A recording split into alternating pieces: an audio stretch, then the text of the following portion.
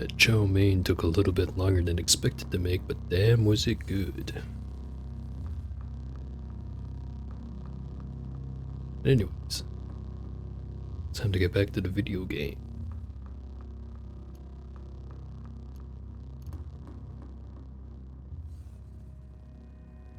Alright. So, just earlier, I had used Sphinx Salt in one of the brain brines, got a +2 willpower, and then the game crashed. See if I get the same thing again.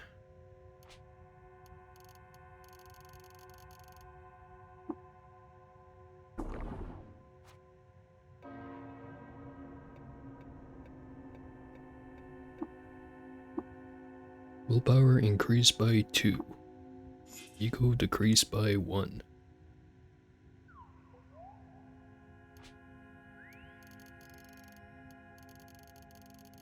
I think I'm gonna lock that, or try to lock that one in. Not return to Star Division, and unlike last time, I'm gonna save again. So I want to keep that.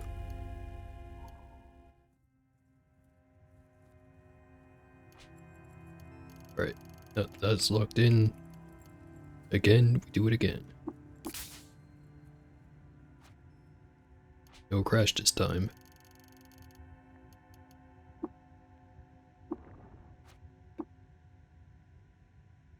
And this spirit's a famous poet, revered by the Hindran of Bela. Note the location of Black Crescent, Goatfolk Village. Note the location of the organ market of Emut, legendary gutsmonger. Note the location of Ipsilateral Square Dotem. Note the location of Shrew Mushroom's Grove.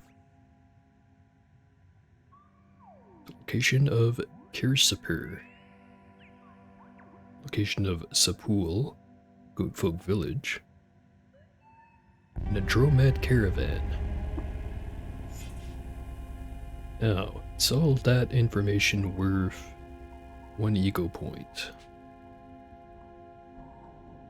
Would bring me down to 20, which I could boost back up to 22.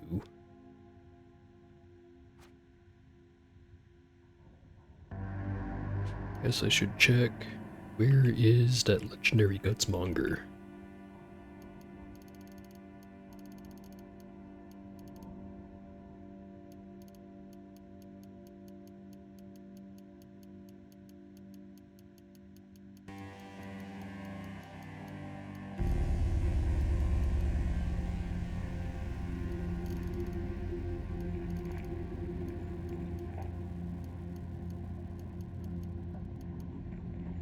He is over there in the ruins, so he might have some good stuff.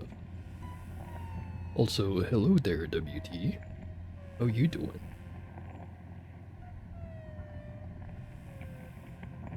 Anyways, considering he is in the ruins, he could have some good stuff. And he's probably part of the merchants faction, whatever the exact name of it was again. Which means that I could get the location of other merchants out of him. I'm gonna take the risk. I will not return to the start of the division.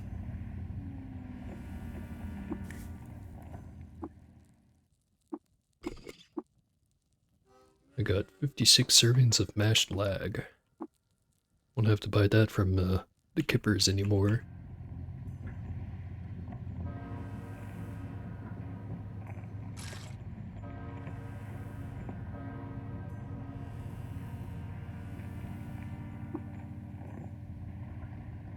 Last time I went over to the right. I'm gonna go down this time.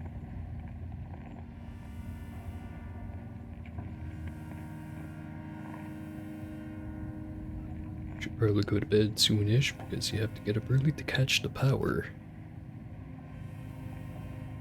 Don't let me keep you from having a good sleep schedule. Might make me a hypocrite, but sleep is very important. The reason that makes me a hypocrite is because I have an absolutely terrible sleep schedule, which is why I keep being late with most of my streams. But don't tell anyone that. Anyway, here's a shrine to Deridates, the wife of Mersamu. In 5037 BR, Deridates won a decisive victory against the combined forces of Muzam District Kava at the bloody battle of Mersamu Grotto. Though she lost her prize, Circuit Bordica, during the course of the conflict. As a result of the battle, Mersamu Grotto was so rife with electric arcs that it was renamed the Coil of the Barons.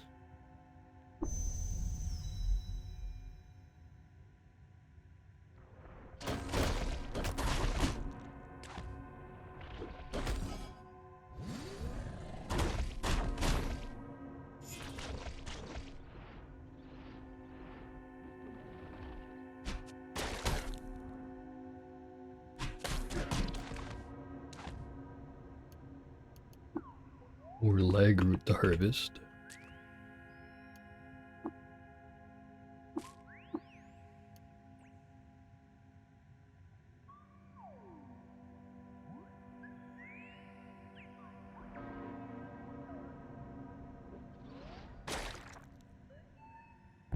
Forced polyphase, because I have nothing to do when there is no power, better to sleep. That is quite unfortunate. But it's not like either of us can change what the power schedule is like.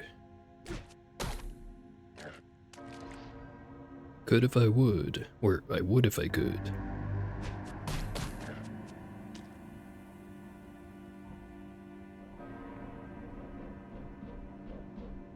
And I'm sure that just telling you to buy a power generator wouldn't be very good advice, because I'm sure if you could, you would have.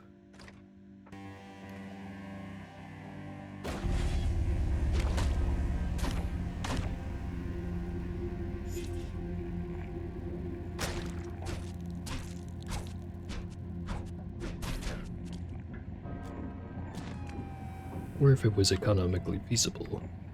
It's also a very important concern.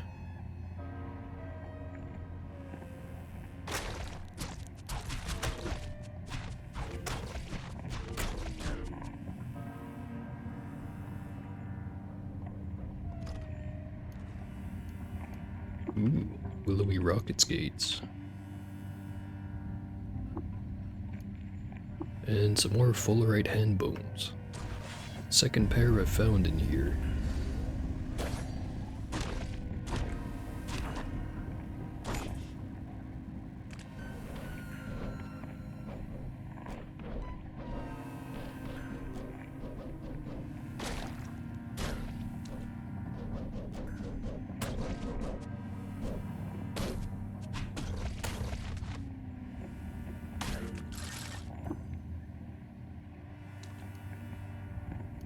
Did not get here in time. The grave robber is now dead.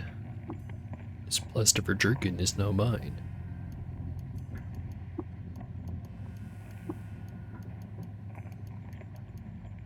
He's carrying some asphalt with him. That a Gyrowite of Khan. Got a cloth robe, some zigzag fangs, and a vibroblade. Well, he's not hostile to us, so I guess I won't be hostile to him.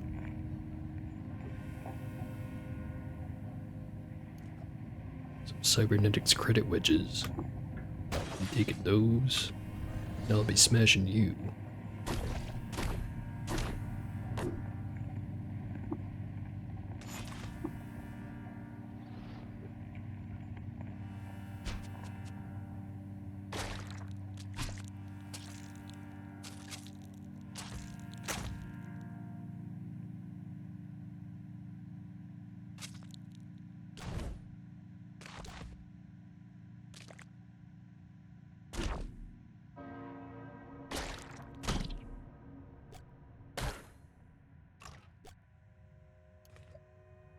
Crafted mirror arm. In an extra thrown weapon slot. Whenever you do a throw, you throw from all your weapon slots at once. Attaches to the arm, costs 5 license points. Now I could equip this and have 2 geomagnetic discs at the same time. That'd be kind of funny. But I don't think it'd be better than what I'm doing right now.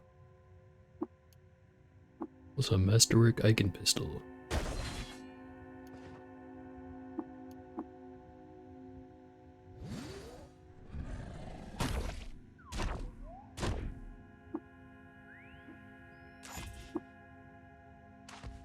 Nothing else in this room.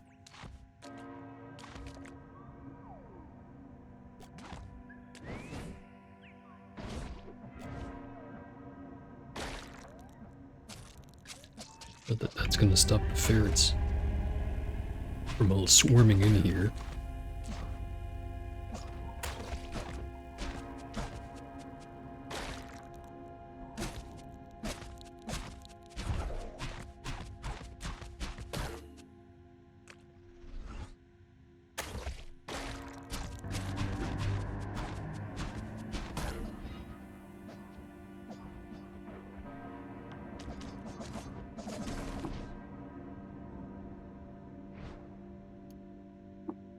Bunch of Vantabuds.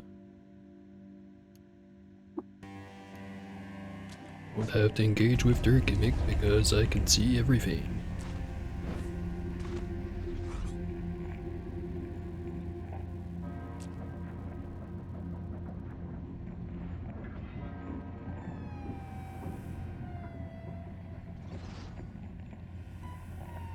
Life Sap.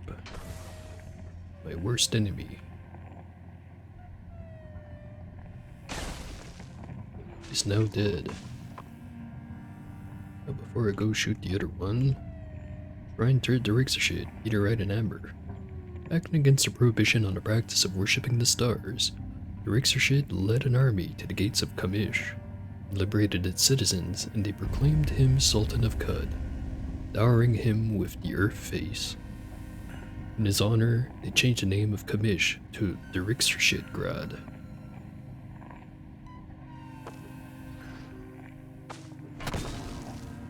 And someone hit me with a flashbang. Ah, it was you, the guy with the laser gun. But before that, I should probably deal with this Tetra sludge.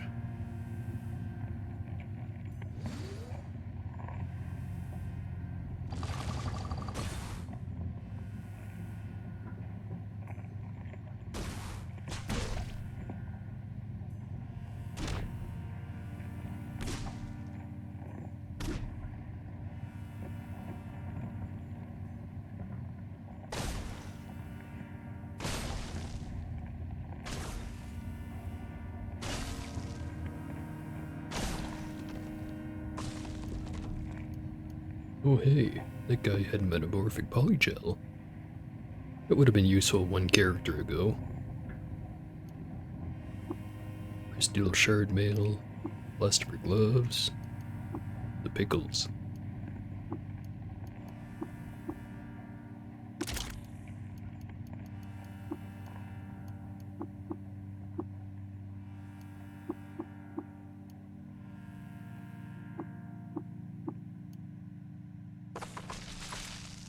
And I'm carrying way too much apparently.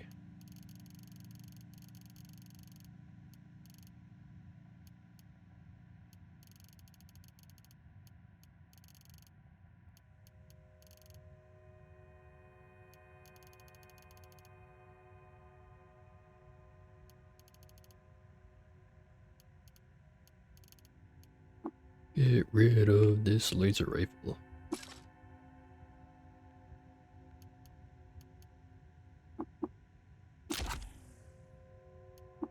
Inspect the overloaded engraved laser pistol. In 2056 BR, Idates wreaked havoc on all of the Forum District Kapir, razing to the ground the homes of worms and the villagers of Ezra. Became known as the Kapir Woe. What a jerk.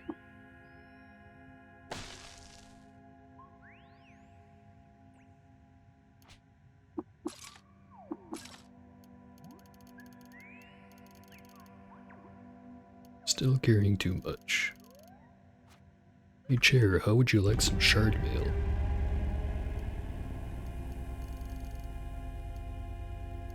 Plastic gloves, jerkin.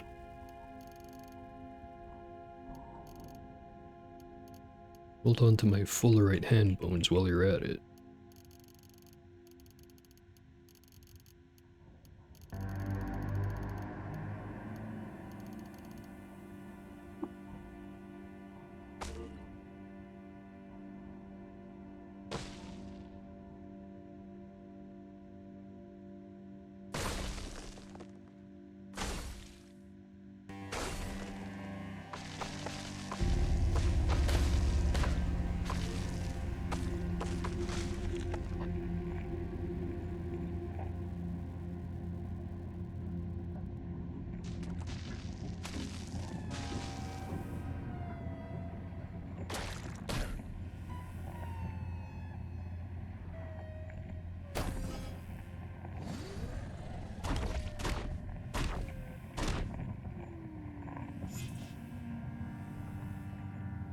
I find it absolutely hilarious how it can just throw any kind of robot into a spin cycle.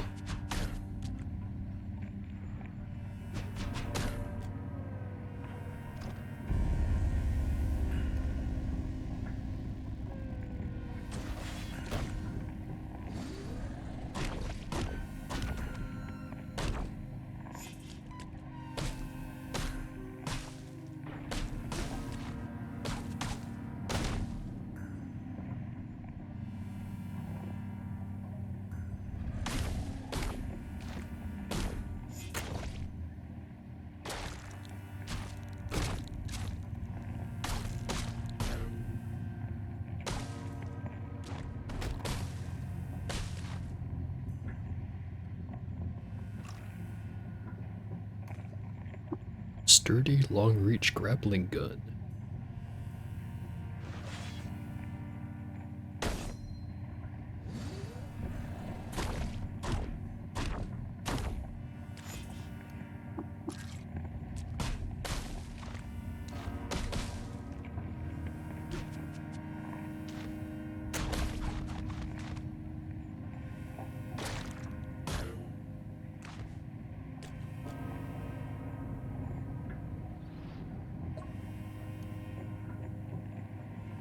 Guy's got some herberries and nothing else.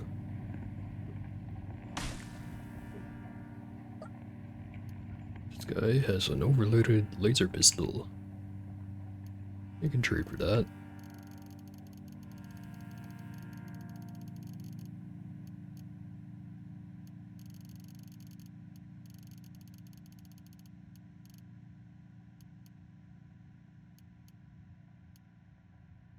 Keep the mace though.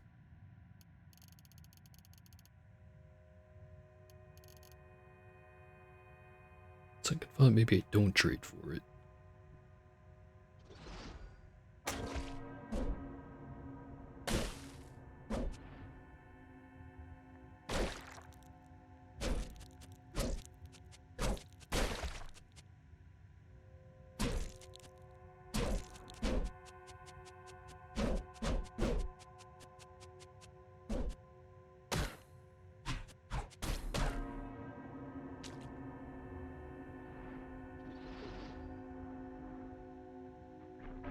There's a never-ending swarm of ferrets around here.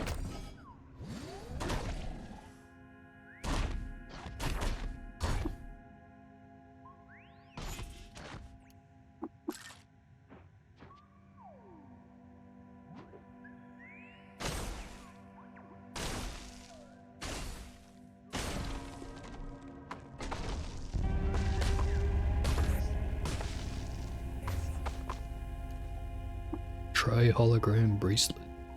Fancy.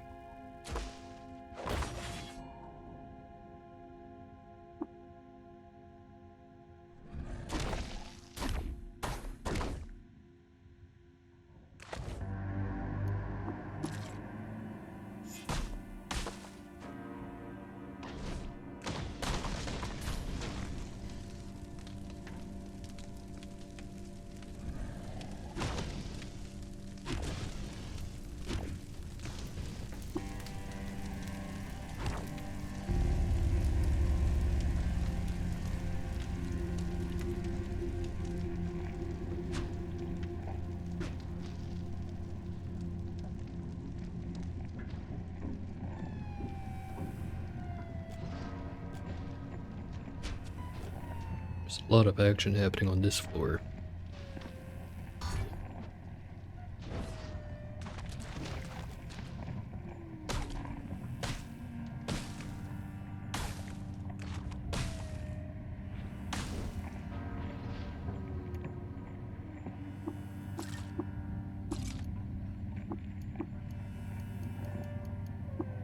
Drum-loaded grenade launcher.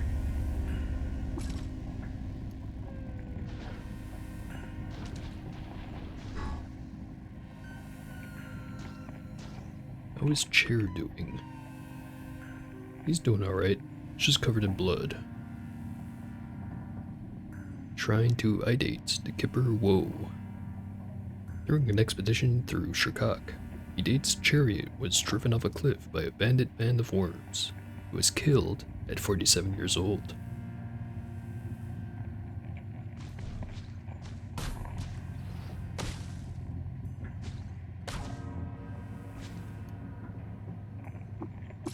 Some more crystal equipment here. And engraved sandals. In 3953 BR, the Rixarshid won a decisive battle, or victory, against the combined forces of Turkanib, the bloody battle of Shrine at Urkaba. Result battle, the Shrine at Urkaba was so devastated by smoldering stardust that it was renamed the White Hot Wreck.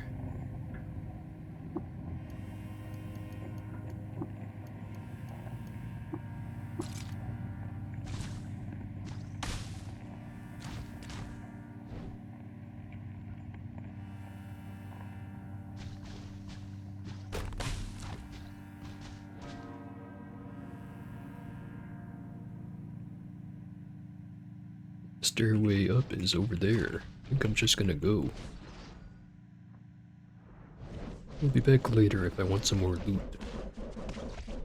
I think I've got enough.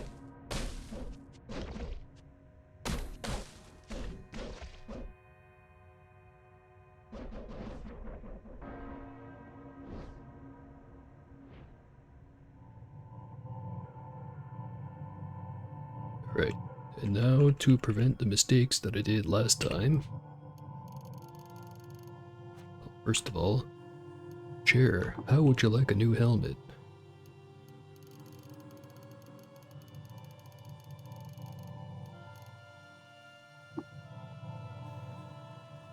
Yes. Unequip his luminous cap, and equip an 8 fur hat and the crystal coronet. Or something like that.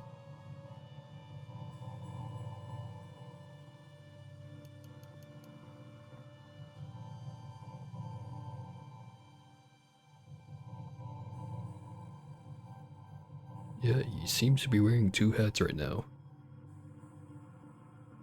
Good on him.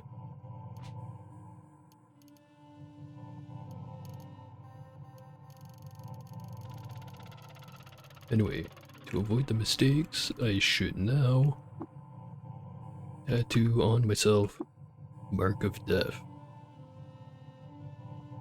This one I'm going to tattoo on my left arm. Slash. Star star. Star star. Letter slash. Primary color. White. Secondary color. Red. I am now slightly more bright red because I picked the wrong shade. Yeah, that's fine.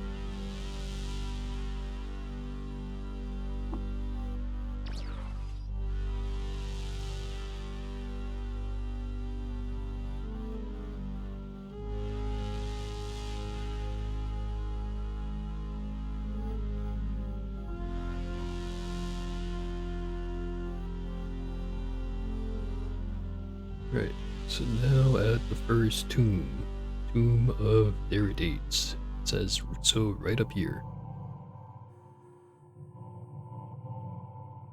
Electrical Cannibal Cherub, or Cherub.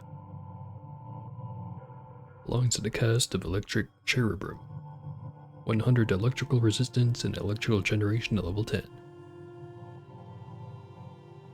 Electric Hermit Cherub has the same effects. Another Hermit and another Cannibal. That one has a Zetachrome Loon on him. The other ones don't have any gear.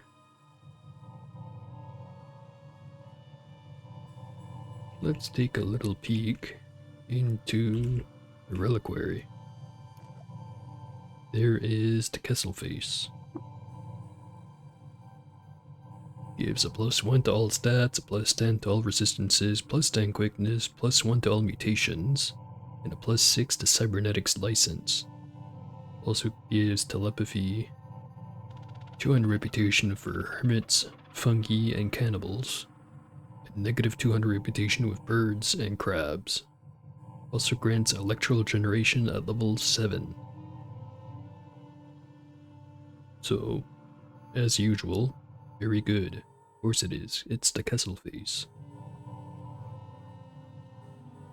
But I don't really have that much of a use for electrical generation since I already know how to make really good batteries. Anyway, now for the history. Muriel of Deridates, wife of Ursamu.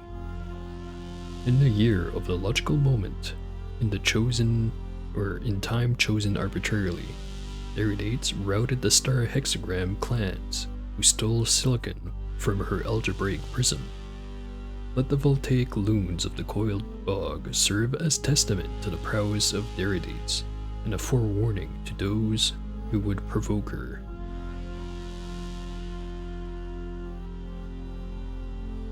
Then here, the mural Deridates, the Kava Bane.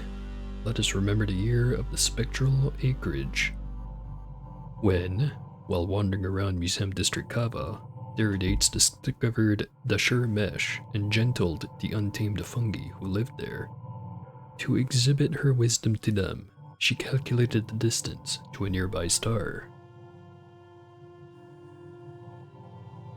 Revere Deridates, enemy to crabs and liberator of Tavu Den, who led an army to its gates and unseated its corrupt magistrates. The people of the city touched the time shrine in gaiety, shouted Deridates named, and renamed Tavu Den to Deridates Platz in her honor.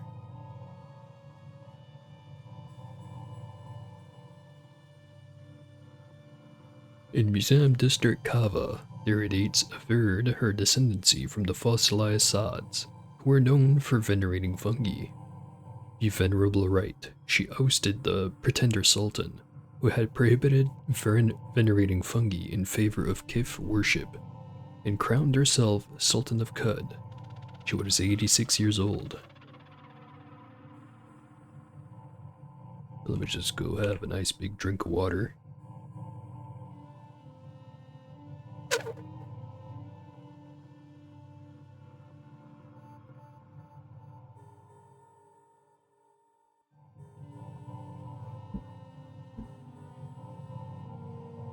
Right, continuing on. One night, under the beetle moon, a babe was found swaddled on a floating platform of polished chrome, with a copper-plated vacuum tube in each hand. That babe came to be known as Deridates.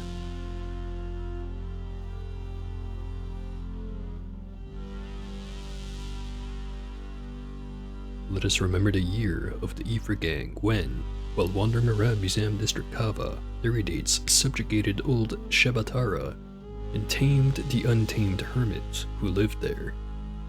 To evince her enlightenment to them, she soldered light bulbs together. I always screw up that word. Nearly always. Not always. Just mostly always. In the year of the abandoned astronomer, Deridates, the Kava Bane, wife of Mershamu, laid her body to rest and crossed into Ritual. She was 86 years old.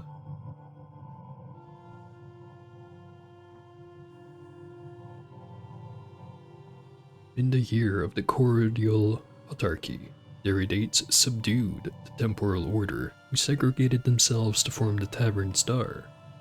Let the voltaic lunes of the coiled Baron serve as testament to the prowess of Diridates, and a lesson to those who would aggrieve her. Recall, ye doubters, in the year of the perpetual knot cab, a party of crabs and birds betrayed Diridates and usurped her star blimp. Recall the chastisement put upon them by Diridates, the Kava Bane.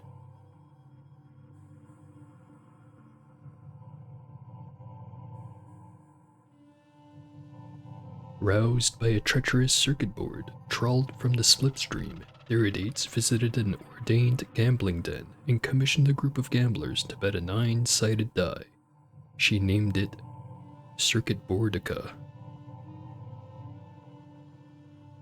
And lastly, I think it's lastly. Oop. Never mind, the last one was the last one. This one, however, is no longer legible. We will never know what was inscribed here. Actually, is there more on the other side that I missed? Nope, that one's blank too.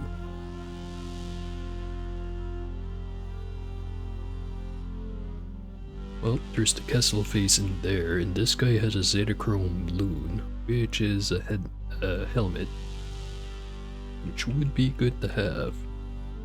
Let's go check out the other ones.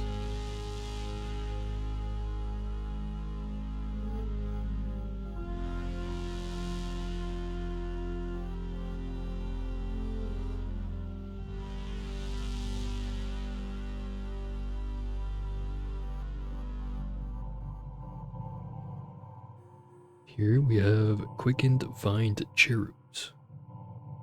+5 quickness, teleportation at level 10.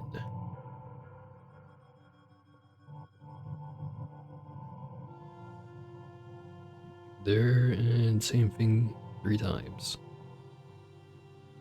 These guys would probably be a pain in the butt to deal with because they're going to be constantly on me and I won't be able to get away from them, which would be a problem.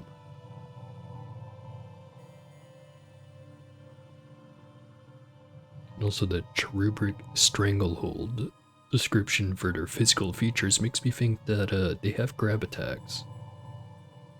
Not only will it be impossible to run away, once they do engage, it'll be even more impossible. So if I'm gonna defeat them, it'll be all in one go. Anyway, what's in the reliquary? The Shamish face. +1 to alt stats, +10 to all resistances, 10 quickness, telepathy, reputation with Vines, the Merchant's Guild, and the Daughters of Exile. And negative reputation with the Equines, the Baboon, and the Baboons. 26 move speed and 85 carry capacity. Not bad.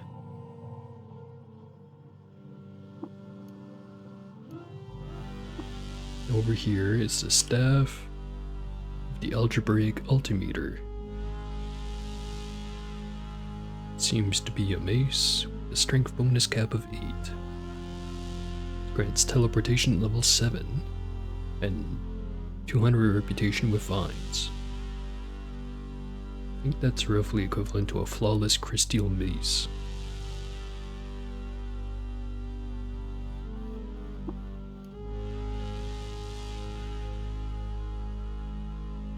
Anyway, now for the history lesson.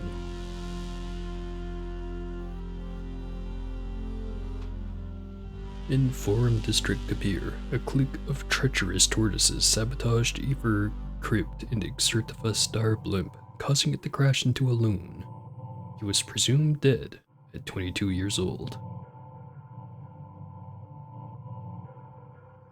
In the year of the Dust Blessing, Xertifa, Etrelborn, the otherworldly devil, the Scourge of Shirkak, laid his body to rest and crossed the Bright Jewel, was 119 years old.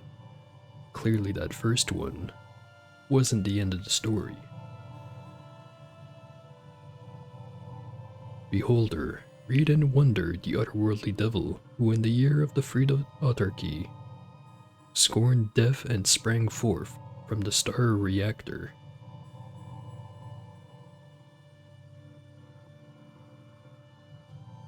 Beholder, regard and wonder the life of Ixertifa, called Beldrulborn, scion of the fossilized sods and he who was dowered the Shemesh face. Observe the twin miracles of the year of the modest festival. Here was born, and Orlamasp completed his work on the legendary bedroll. Stirred by a precious pair of sandals pried free by emerald tongs, Ixertifa visited an eminent outpost and commissioned a group of soldiers to loot a sword. He named it Pear's Gift.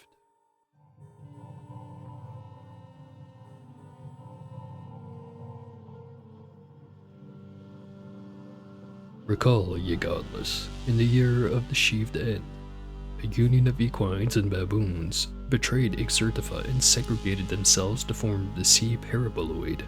Recall the rebuking put upon them by Ixertifa, the scourge of Shirkak.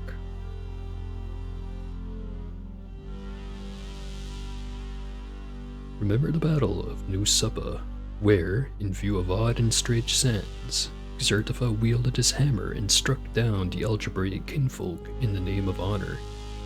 Remember afterwards how vines and friends shouted in celebration for days and days.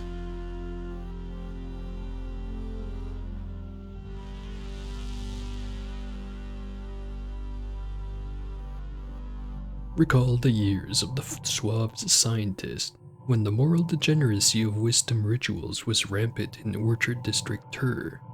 Recall that Ixertifa, that's the right name, Ixertifa, to rescue decency, appointed a minister who mandated association with vines. Smite Tuva of Dwelling District Alagazor. It was there that Ixertifa had his prized Pear's Gift stolen by the thieving time folk.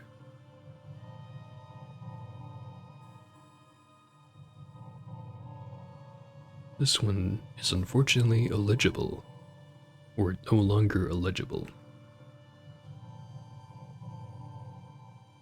Remember the year of the erstwhile Prudence, when a corrupt administrator was appointed Minister of Forum District Kippur.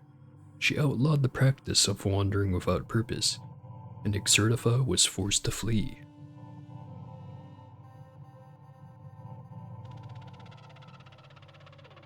Recall the year of the Courageous Order, when the moral decay of Pentagon idolatry was rife in Dwelling District Alagazor. Recall that Ixertifa, to rejuvenate chastity, appointed a minister who mandated the practice of scouring the stars. I think that's all for this one. So definitely a solid second choice. If not for the fact that these cherubs are probably a lot more challenging than the other ones on the first floor. Probably.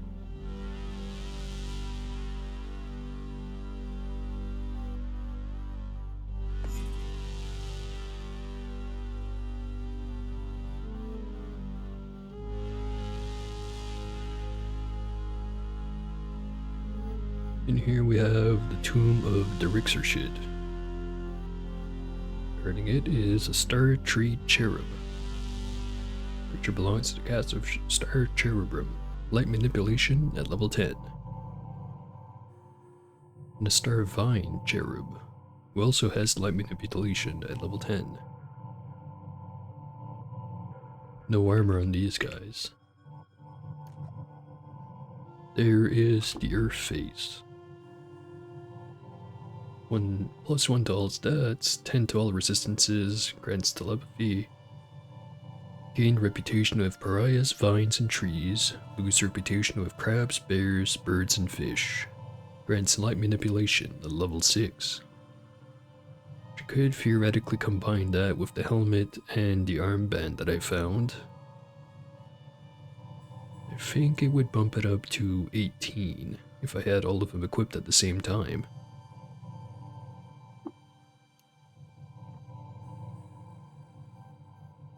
Some pretty strong lasers. Not sure if it's worth it though. Anyway, let us recall the year of the Maroon Star Pyramid when, while wandering around dwelling district Alakazor, the Rixershid conquered Halakish and subdued the feral vines who lived there. To evince his wisdom to him, he painted pictures of beasts and monsters with flaming suns. At dawn, under a strange and amber sky, the people of Tuva saw an image on the horizon that looked like a meteorite bathed in amber. It was Darixershid, and after he came and left Tuva, the people built a monument to him, and Densworth called him Meteorite and Amber.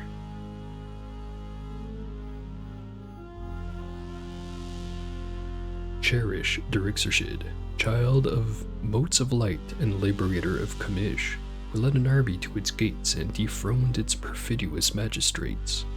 The people of the city lit the steeple fires in jubilation, dowered Darixershid with the earth face, and proclaimed him Sultan of Kud. In his honor, they renamed Kamish to Darixershid Grad. It definitely says in him honor.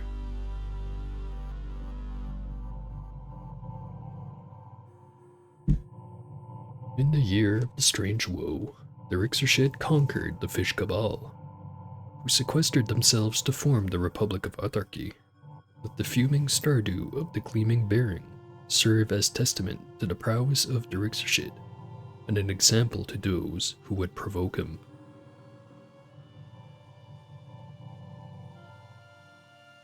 Remember, ye godless, in the year of the proclaimed Swordfolk, a confederacy of birds and fish betrayed the Rixershid and segregated themselves to form the homestead Dihedron.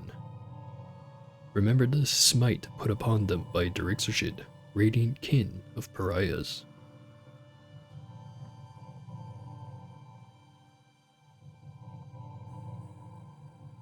In the year of the exalted turf Tetrahedron, the Rixershid, radiant kin of pariahs, the woe of Kapir, the sorrow of Alakazor, Meteorite and Amber, laid his body to rest and crossed into Brightshul, but is 80 years old.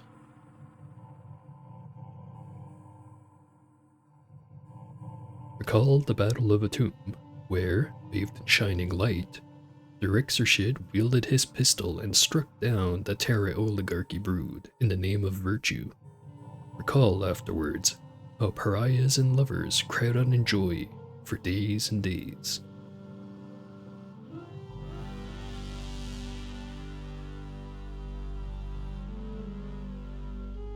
Remember, ye doubters, in the year of the traveling relic, the Federation of Crabs and Bears broke faith with the Rixershid and commandeered his eye chariot. He had an eye chariot? Goddamn. Remember the chastisement put upon them by Darixershid, radiant kin of pariahs.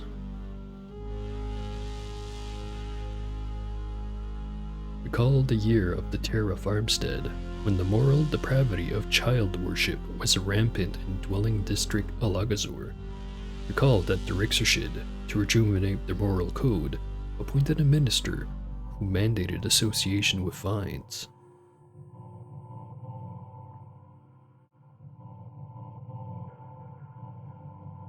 On the night of a full moon, a babe was found swaddled with telescopes on its eyes by a group of pariahs in Sercheruk. They took him into their fold and fostered him, and became known as the Rixershid, radiant kin of pariahs. In the year of the foretold pinch of salt, the Rixershid rooted the sea host, who sequestered themselves to form the Harf Nikagon. Let the fuming Stardew, the white-hot wreck, serve as a testament to the might of Darixershid, and a lesson to those who would provoke him.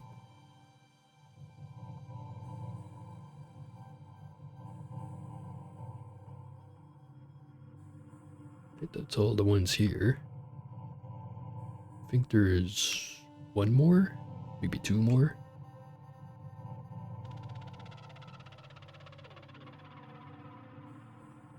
This is a tomb of Deridoct.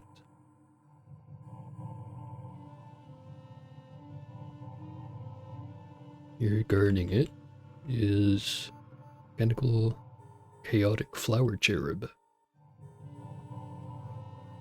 Whenever this creature is about to take damage, there's a 25% chance they blink away instead. And whenever this creature attacks, 50% of the time, the fates have their way. This one is identical to the first one. This one is a mechanical jeweled tree cherub. Belongs to the caste of Jeweled Cherubim. Plus 10 ego, and attacks have a small chance to transmute opponents into gemstones. And in the reliquary is the Levant face. Plus 1 to all stats, and an extra plus 4 for a total of 5 to ego. Gain reputation with flowers, arachnids, trees, and lose reputation with urchins and vines.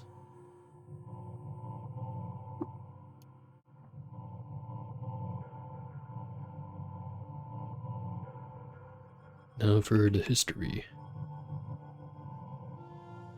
Somewhere in Club District Mabamor, Deridoct had a dream that she was adorning oneself with jewels. From then on, she was obsessed with gemstones. In the year of the Accepted Chariot, an aspirant claimed ascendancy from the fossilized sods and challenged Deridoct over the tradition of hoarding agates. Undoubtedly, Deridoct won and had an aspirant drawn and quartered. Swing at the king, you better not miss. This one is ruined, unfortunately. At midnight, under a weird and maroon sky, the people of Shashur saw an image on the horizon that looked like an amethyst bathed in maroon. It was Deridoct, and after she came and left Shashur, the people built a monument to her, and thenceforth called her Amethyst in Maroon.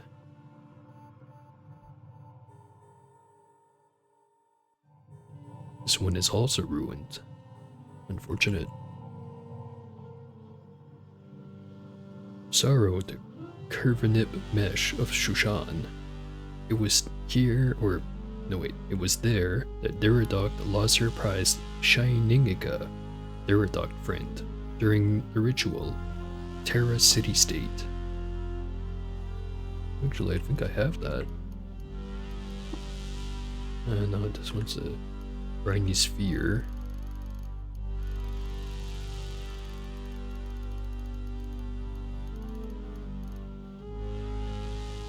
I didn't have it just earlier. And there it is. Shinenica Deridoct friend.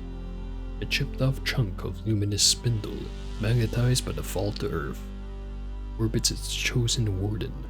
It's embossed with fanciful depictions of sapphires.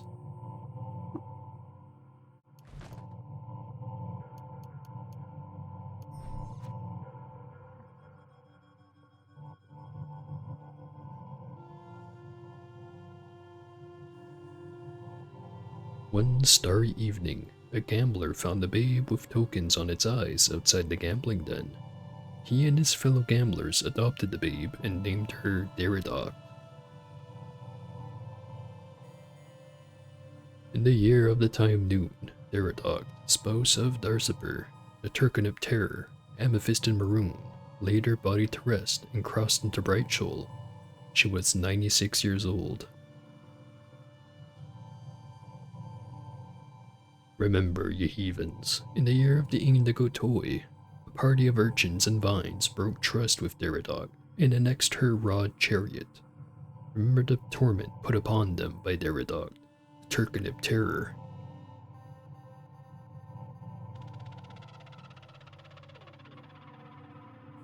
celebrate the venerable year of the Slag Priestess, when Deridoct was dowered with the Levant face and named Sultan of Cud. Her ancestors, the fossilized Sods, looked on in approval since, just like them, she was known by her fortuitous eyes.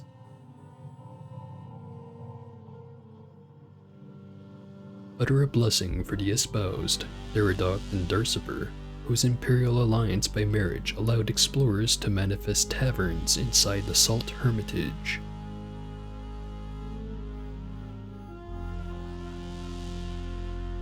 Right, another one down. Forget if that's the last one or if there's one more.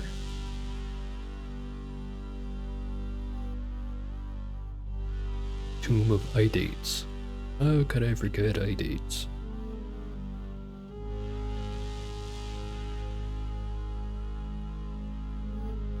Or is it more like Idats? I've been pronouncing it wrong this whole time? Probably. Anyway, Mechanical Mighty Spider Cherub. This creature belongs to the cast of the Mighty Cherubim, plus 20 strength. Don't get into melee range of that one. And a Mechanical Mighty Ooze Cherub. So it also has plus 20 strength. And here we have the Olive Face. Plus 5 strength, plus 1 agility, and plus 1 toughness. Get a bunch of reputation with oozes, bears, insects, arachnids, and succulents. Lose reputation with worms and the villagers of Ezra.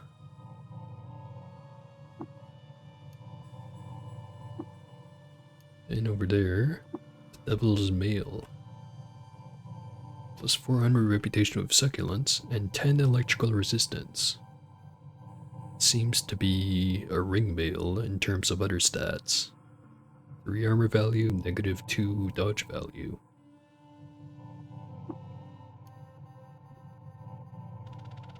Now the history. This one is ruined. Beholder, read and reverence the colossal shade of Shirkak, who in the year of the Dorsal Laboratory defied death and emerged from the Salt Republic.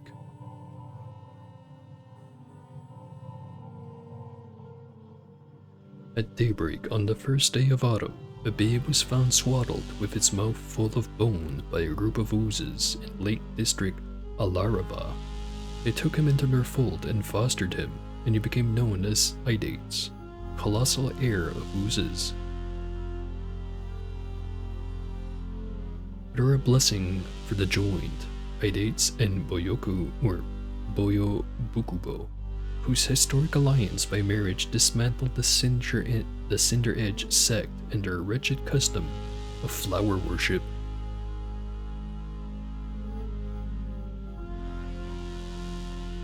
Exalted are the joined, Idates and Bulligrove Rudensteinpine, whose historic alliance by marriage dismantled the Slag cult and their vile custom of ruined love.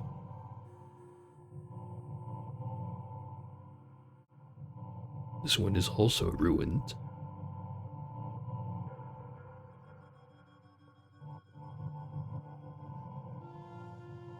And another ruined one. So much history lost forever. In year of the Courageous Telescope, we rejoice at the inauguration of the Colossal Workshop, where insects blow glass pummels for trawling the trash sea.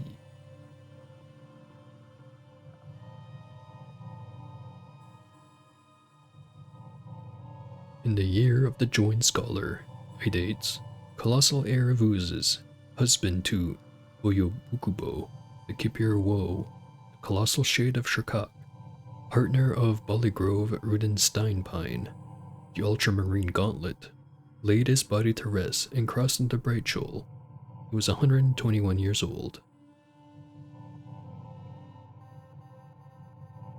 In Shirkak, a party of treacherous worms sabotaged the Low Republic and Idate's sand pyramid, causing it to implode.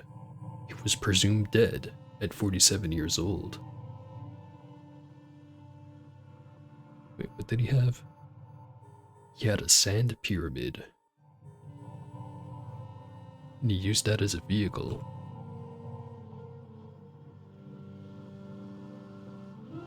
Then a ruined mural, a blank one. At first light, under a marvelous and ultramarine sky, the people of Shatara Knot saw an image on the horizon that looked like a gauntlet bathed in ultramarine. It was Idates, and after he came and left Shatara Knot, the people built a monument to him, and thenceforth called him the Ultramarine Gauntlet.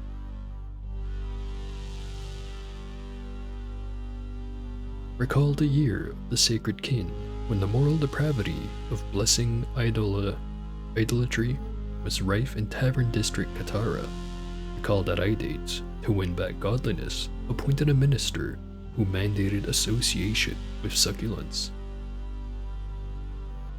I think that's all the history of this guy. Now, just to be sure, since I'm pretty sure that's the last guy, tell me right away once I get up to the next floor. Yup, the unfinished tomb.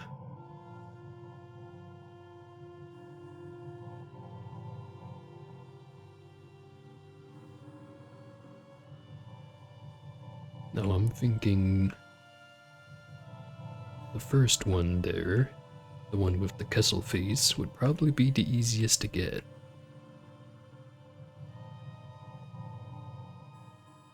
As long as I have some electrical resistance, it should be pretty easy. At standard I have 24, but I'm sure I have plenty of rubber gum injectors.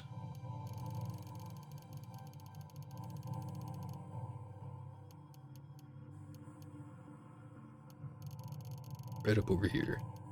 I have 8 of them.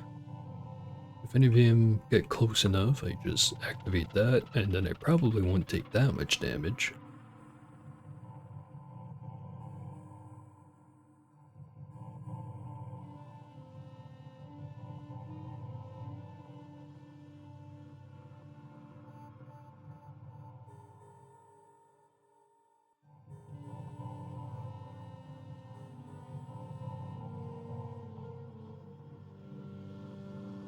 I probably should have gone all the way up to the top and then just used like a spiral borer or something.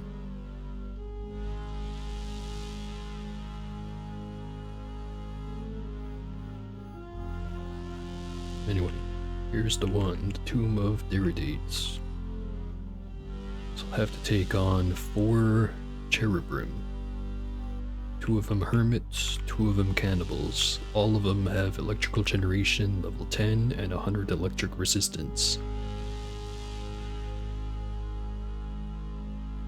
First thing I do, you tell Chair to wait right here.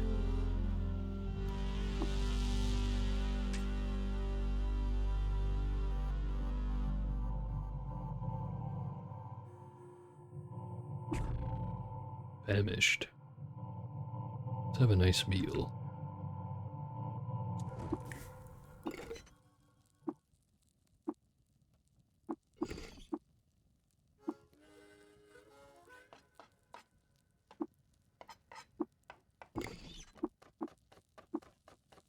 For this one, I'm gonna want some rubber gum. Some crushed grave moss. And some mashed lag.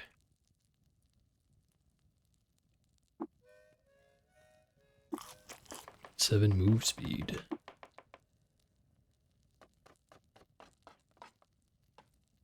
We take damage from a plant you jump twice in a row, each time at +1 range. Not very good. Whenever you jump, you cause plants to spontaneously grow in a random nearby area. Not that great. Whenever you jump, you may immediately jump again.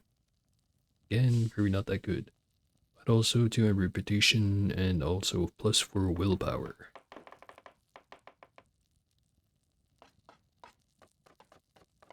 Yeah, not that good of a meal. But I'll take this one. I've learned to cook Parm's mashed lag gum grave moss.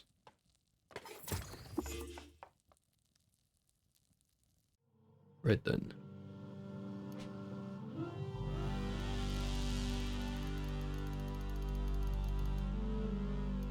terms of grenades, the geomagnetic disc probably isn't going to do terribly much for me.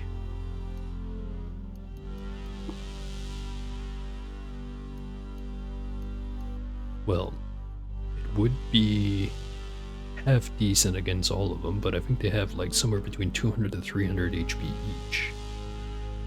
So, it really won't do much, other than if it's hitting all four of them, and even then it individually won't do much at all. I think my best bet would be getting a bunch of freeze grenades, and then just pelting the hell out of them with the spacer.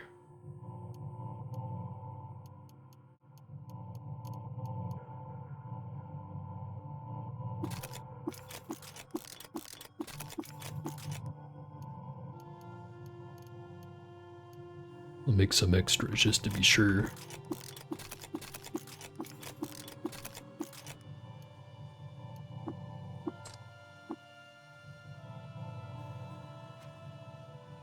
Alright, here we go.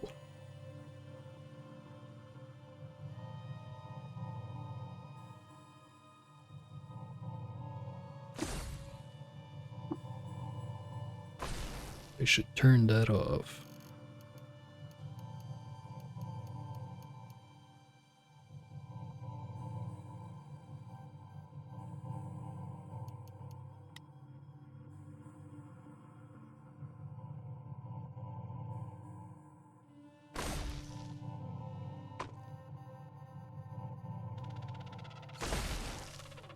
And I reflected it into myself.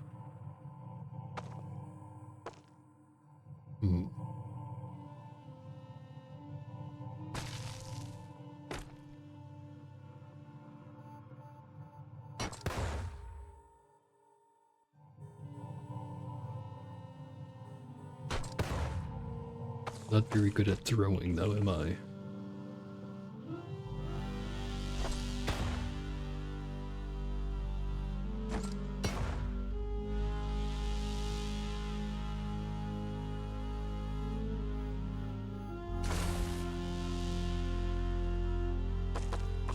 Or we'll pretend that nothing happened. And try again.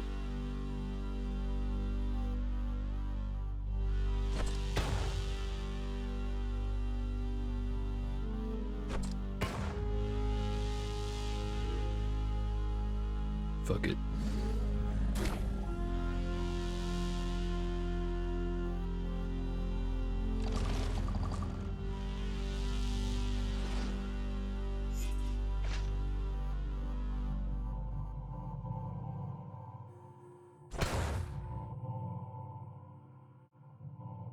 Bounced off of him and then hit me. Now have negative 3,247 temperature. That won't do. That won't do at all.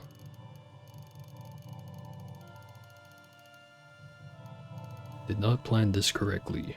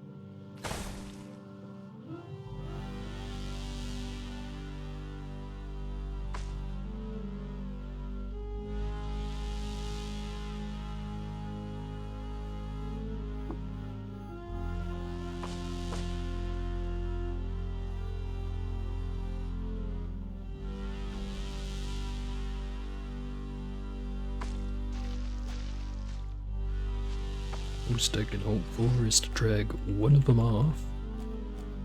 Do them one at a time.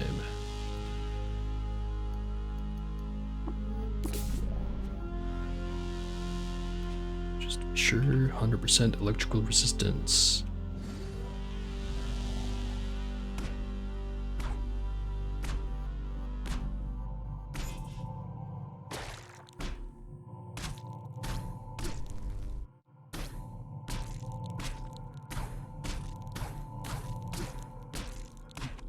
One down. And I have his Zetachrome Loon. Also, I was completely wrong. I thought that was a helmet. That's actually the chest beast. Fine enough. Still an upgrade.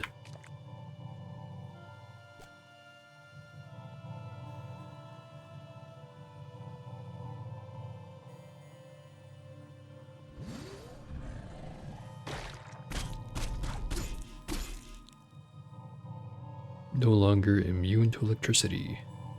Do I think you can do 200 damage in one go? I should be fine. Electrical thing did 14 damage. I think I was way too worried about these guys.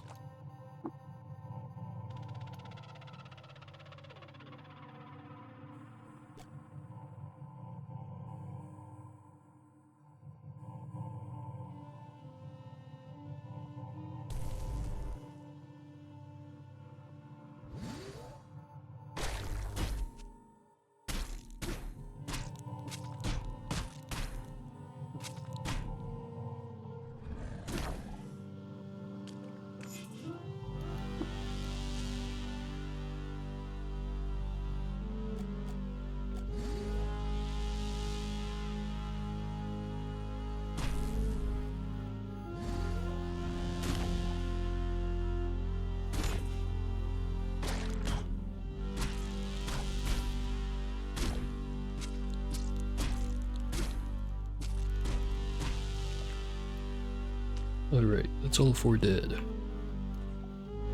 I now have the Kessel face.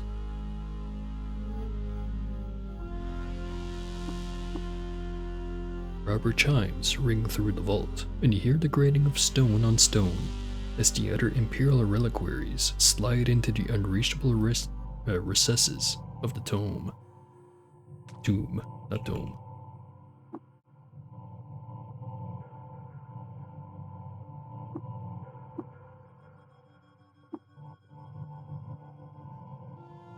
Now, do I still have to fight the other cherubs? Don't think I do.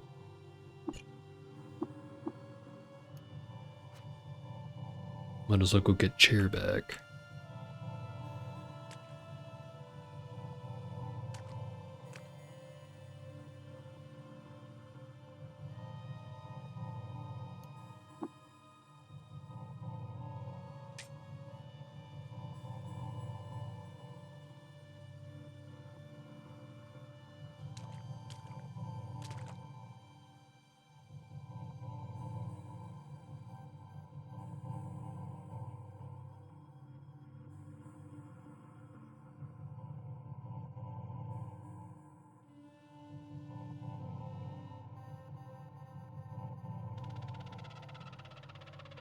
The other ones are still there, but they're not hostile.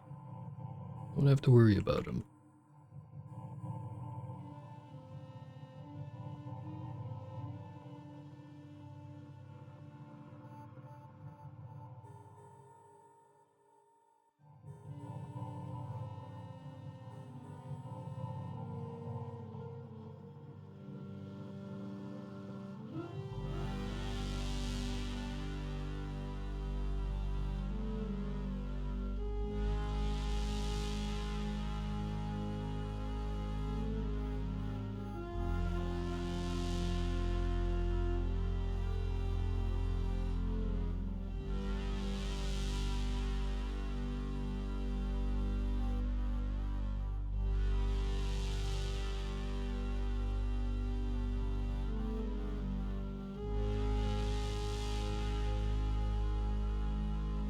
Here we are at the unfinished tomb.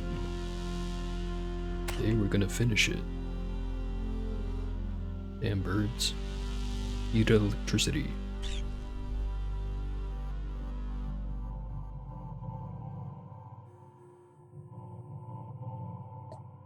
Hello there, Herododicus.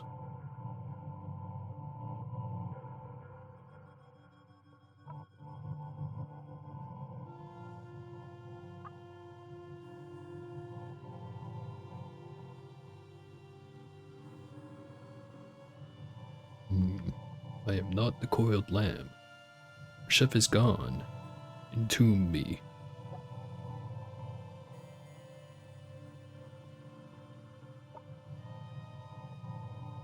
Starting the Tycho scan.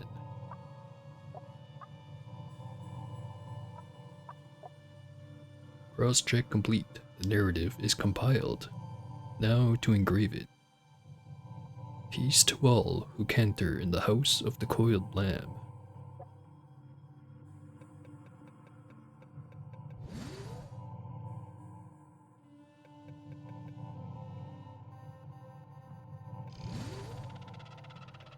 Let's see what my story is gonna be. In sacred ritual, Parm shared their holy water with noted luminary Warden Ogua Fugu Buofab. The warden with the most unpronounceable name. That is who I shared my water with.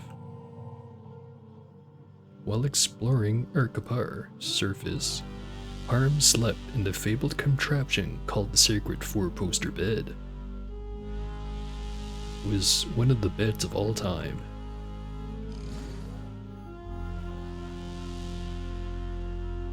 In sacred ritual, Parm shared their holy gel with noted luminary Inquitzel. Good thing they left out the part where I stole that gel.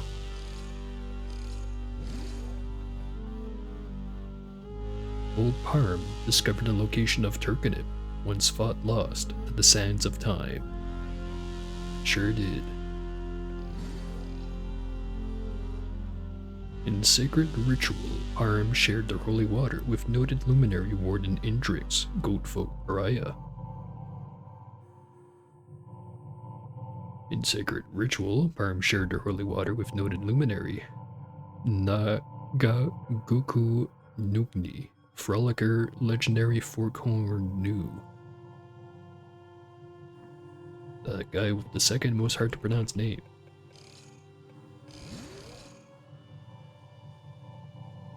In sacred ritual, Parm shared their holy water with noted luminary the erudite. Gaze upon the sublime body of Parm, see the glistening phase adaptive scope. I would have picked the penetrating radar personally. Gaze upon the sublime body of Parm, see the glistening skin glitter, which I still have in the box at 8 freehold. And there's the penetrating radar.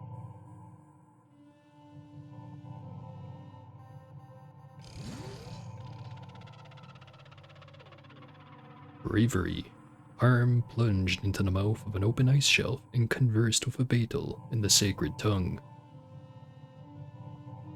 In the month of Ubu'ut of 1002, Parm penned the influential book, Manic Quickening. In the month of Ubu'ut at 1002, Parm was gifted with a divine sight older than sight. And in the same month as the other two, Parm penned the influential book, Where the Man Who Identified Himself.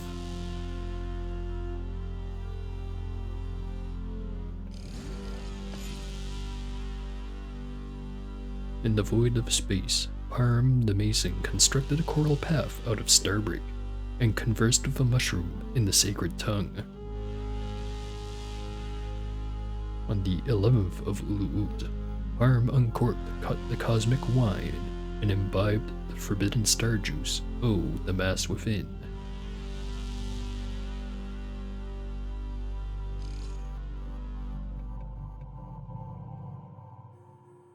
under auspicious 12 of Uruz, or on the auspicious 12th of Uruz, Parm arrived in Una and began their prodigious odyssey through Cud. And that's the last one. On the 18th of Uluut, Parm died peacefully and was laid to rest in the tomb of sultans. Now we have to hop into the sarcophagus. Farewell. And here we go. I will be entombed.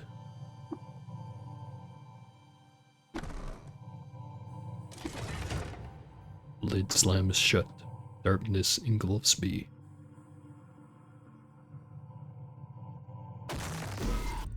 Dead. Entombed in the burial chamber of Reshef, the last sultan.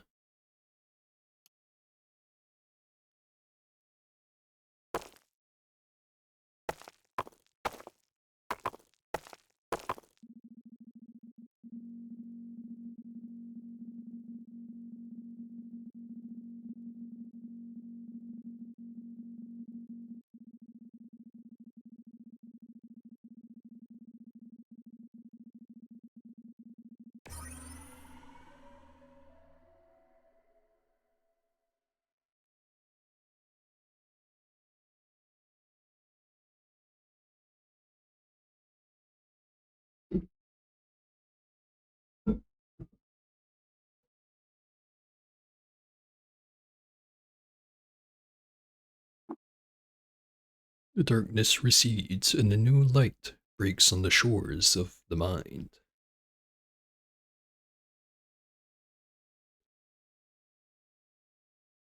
Here we are at the flickering realm.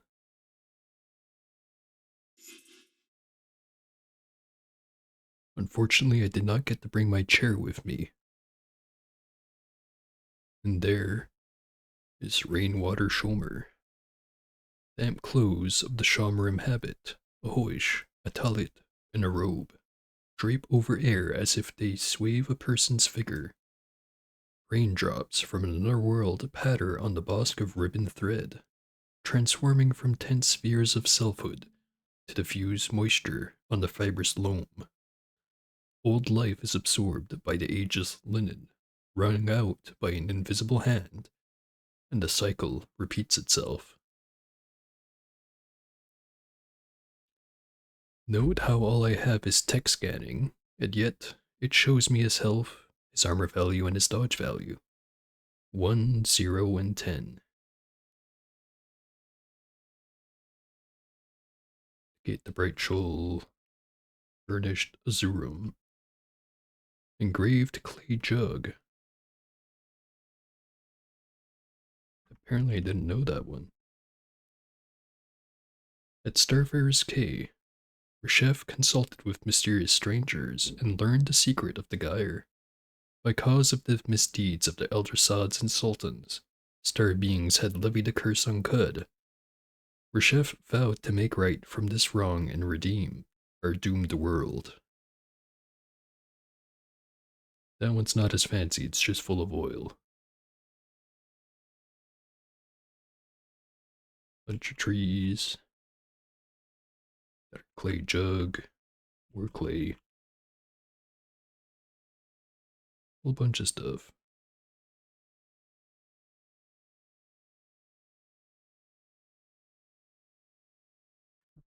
Anyway, time to talk to Rainwater Shomer. Sod, welcome. Sod, from thin hears shaken the wet and old life. Sod, into a small vessel poureth it. Sod, to thine sash attaching the vessel. Sod, crossing now through the high gate and into Bright Shoal. I've come here with a mission to disable the spindle's magnetic field. Can you do this for me?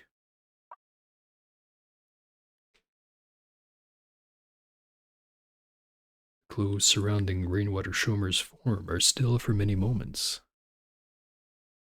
The Shomran Kanan, Ayatwi. Because I am Assad after all.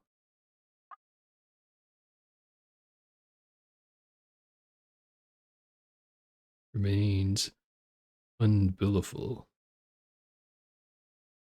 Why do you call me Saad anyway? Art thou Assad of old Salub, and now standen du at the high gate of Brightjewel? Salum? Is that another name for Cud? Yes.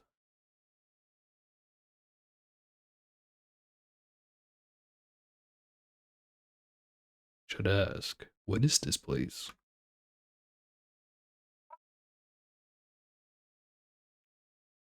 Standen du at the high gate of Brightjewel.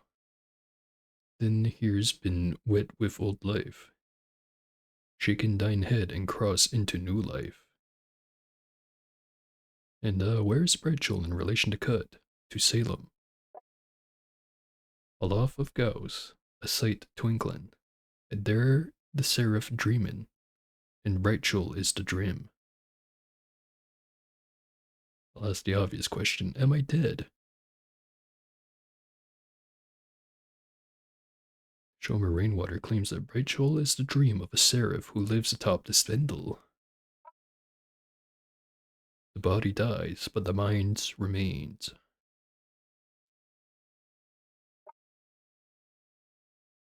Anyway, will you help me with the thing? Something has changed atop the spindle. If Brightjewel is indeed connected to the city there, then this change may suggest it's in peril.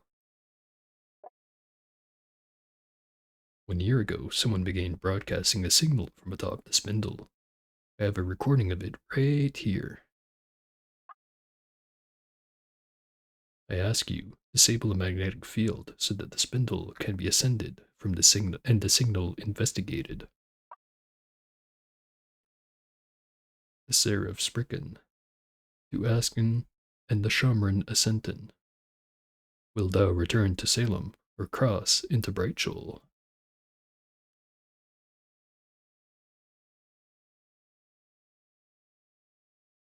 Well, my job's not done yet. I have to go back.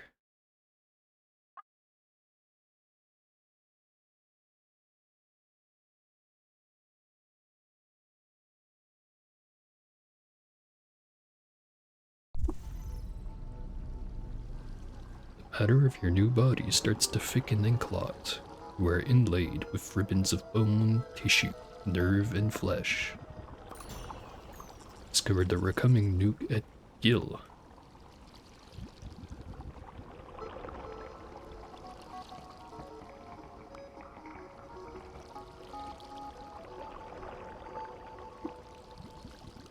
The neoteric body is differently charged.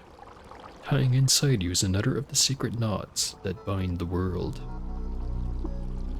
Gain an additional floating nearby slot. Just have a sip of water. How about a second sip? That's more like it. Oh hey, my chair's here.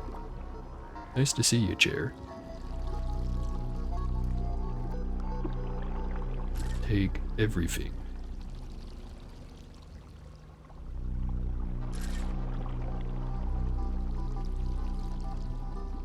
Now to re-equip.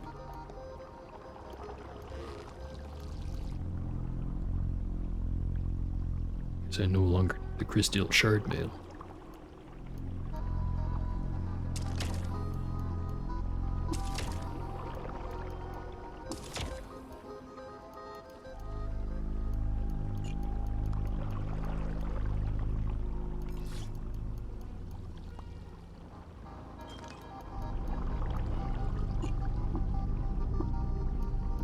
Now I can have both of my orbs at the same time.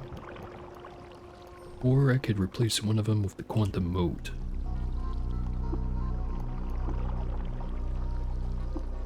Probably this one.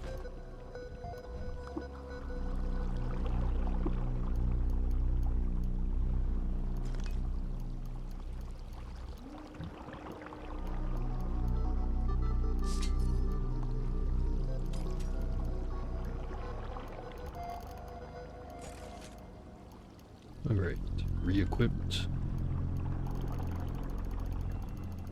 Ready to get the hell out of here.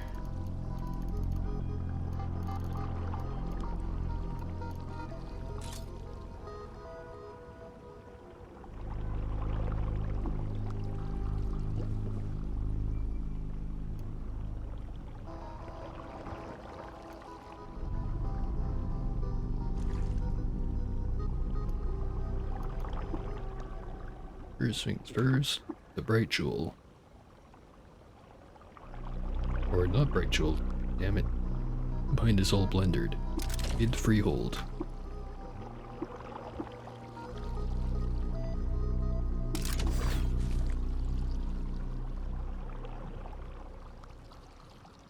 Suddenly I'm wondering if I had used a reprogrammable recoiler and imprinted it in Bright Jewel, would I be able to go back there? Probably not.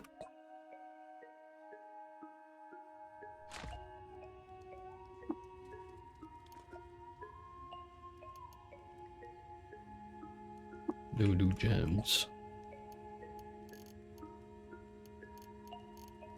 Recycling, drum loaded, beam splitter.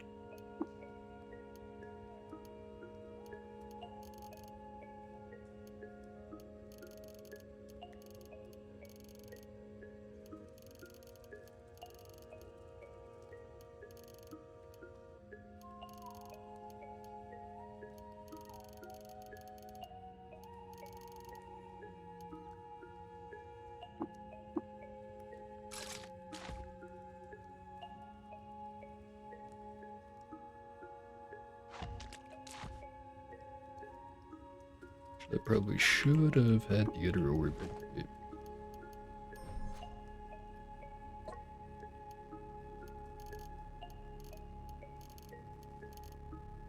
There's a space inverter. I think I need it.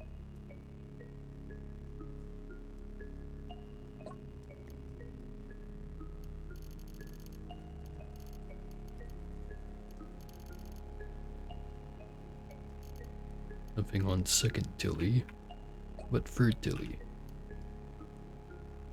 There's Spazer rifle. Not much else. Unlucky this time around.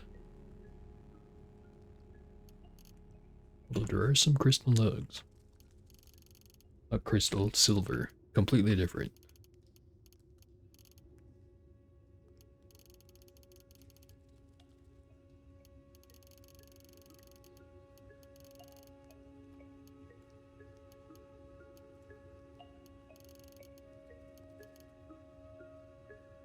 Why did I collect the cider in the files?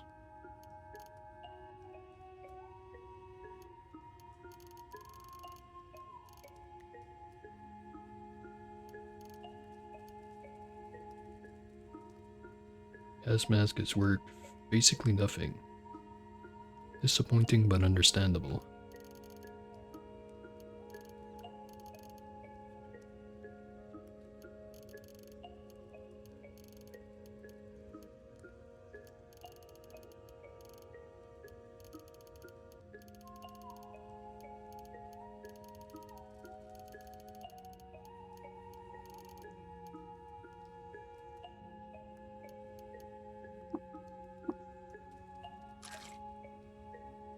Alright. Now I think I'm going to take a short break. We'll be right back. Just have to go mix myself a drink. So about 10 minutes or so. Anyway, be right back.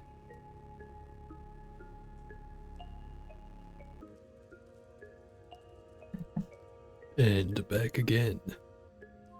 With a White Russian.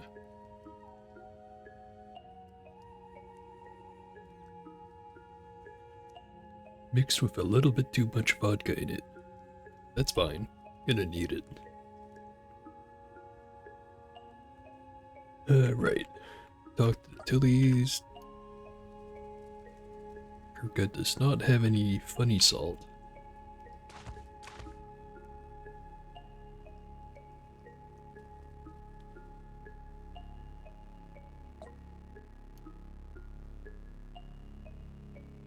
I guess that's just nothing but pig meat.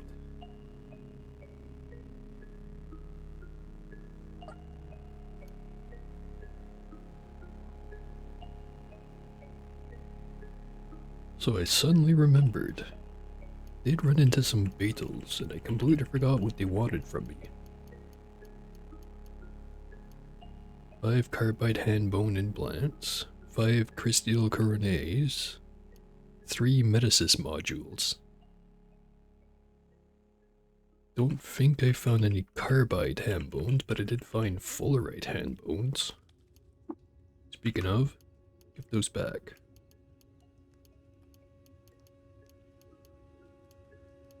And the other stuff while you're at it.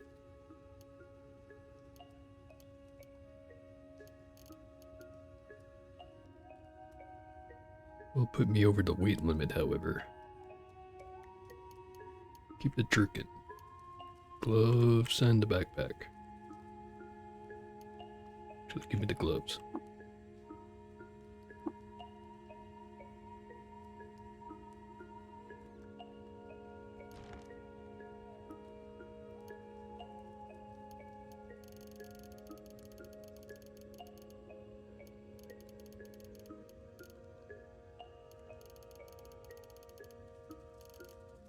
Put away the crafted mirror arm. I already have one bionic arm installed and one in there, so no reason to store this one. I already have a full force modulator. Away a fullerite hand bone. Second thought, I should just go sell that. So it was just a mirror arm. I have so many more points, and I can upgrade my license a bunch. And by a bunch, I mean twice.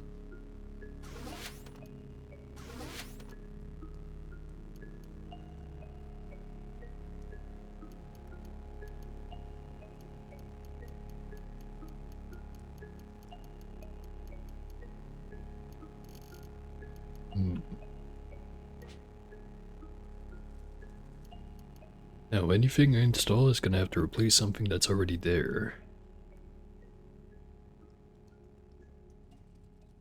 So I don't want to get rid of the penetrating radar. Although I could place in an arm instead of the body and place something else in the body. Which would mean getting rid of Tartar Tvitru. Which would mean losing 20 units of compute power. Or losing 2 strength. A plus 7 to strength right now. I think the mace I have, also known as the backhammer, only makes use of up to 6. So either I could upgrade the mace or get rid of the bionic arm.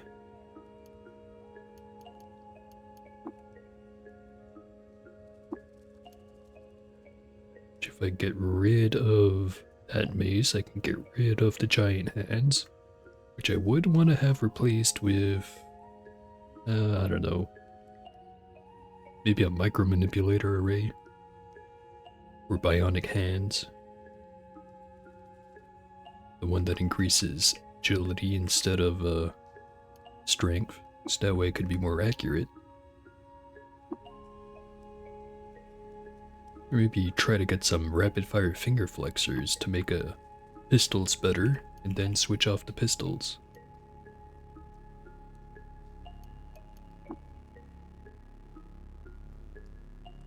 Probably gonna want to keep the phase adaptive scope just because it makes range weapons so much better, especially if I'm using a penetrating radar. Servifras, I think I'm gonna keep using.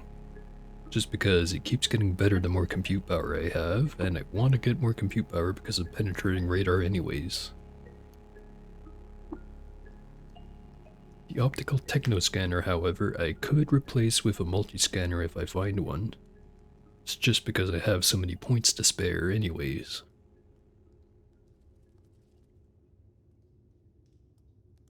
Another thing I'm thinking about is if I find a what's it called again? the Cathedra. If I find one of those goes on the back anyways. But it would make it a lot easier to peek around corners and stuff like that. So I'll probably keep the face adaptive scope up until I get a Cathedra.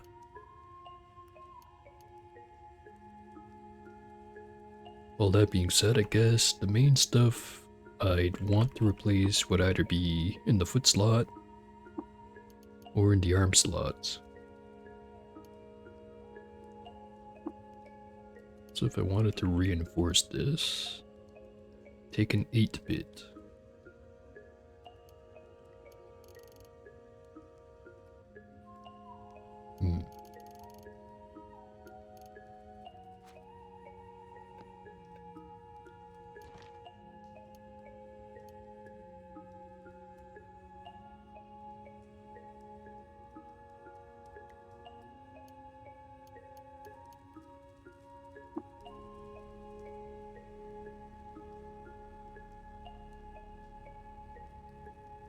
While holographic visage would be pretty good, I really enjoy having text scanning. And the only other way I can think of getting text scanning would be having like a visage or something, which I'm using Kesselface, so that's not really an option.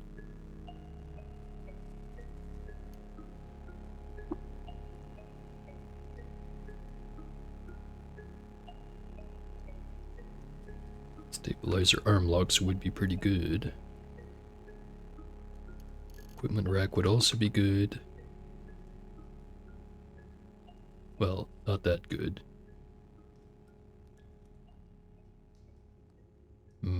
Decisions.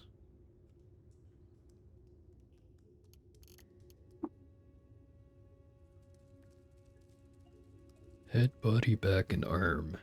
Can't put it in feet, can't put it in hands. Unfortunate.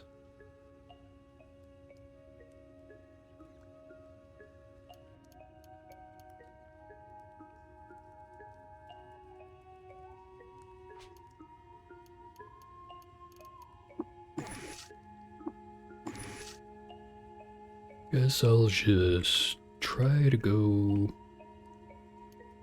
Well, first of all, I should go to Ezra, pick up some more of those trading goods I had.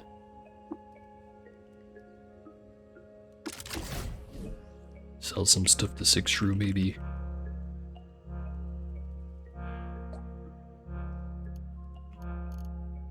Transkinetic cuffs. Those are pretty cool. Or hot, depending on how you set it. Null ray pistol. Sphinx salt. Definitely want that.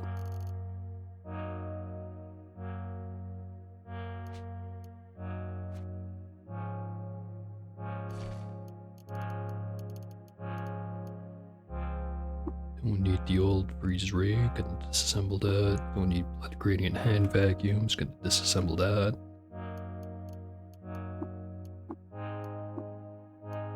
Pick up all the gems. Thermoelectric cells.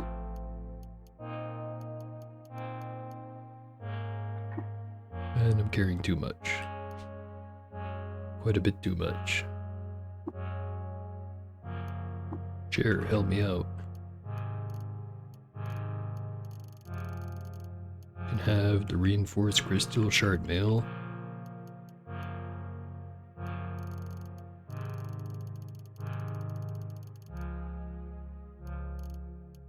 Would have given him some weaponry. I don't think he can wield anything.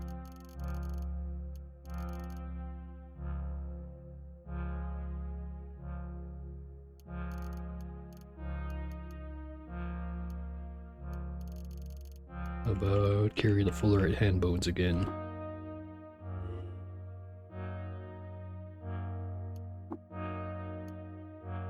He unequipped the regular shard mail. Was it the Plastiver Jerkin? Whatever. Sell all of those.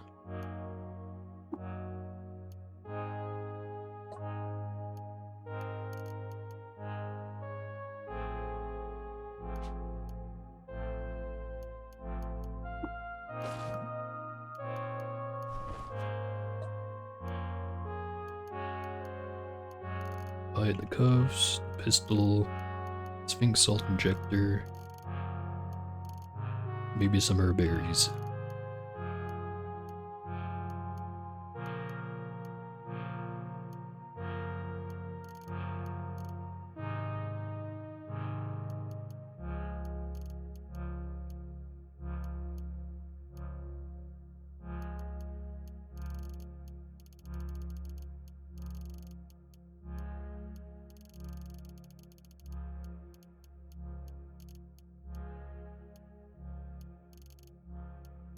I'm selling too much.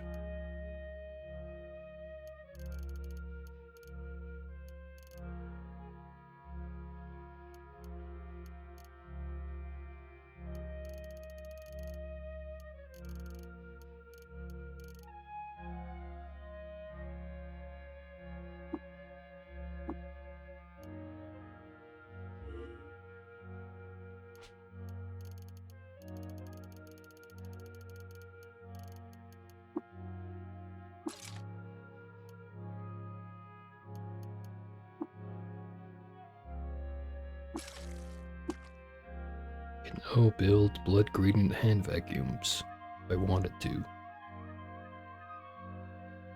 Can also get rid of the long reach grappling gun. Can now build those. And also the sturdy mod. That's gonna be useful. So I'm gonna mod these right now with sturdy. Just so I don't have to ever worry about them breaking.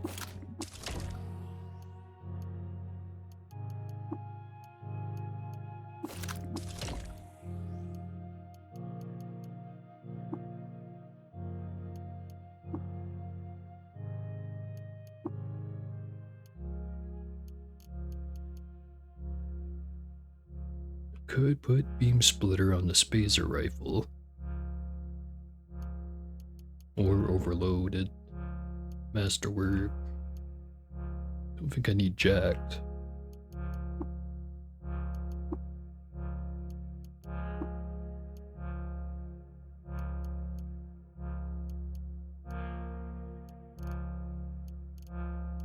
Get rid of the Eigen pistol.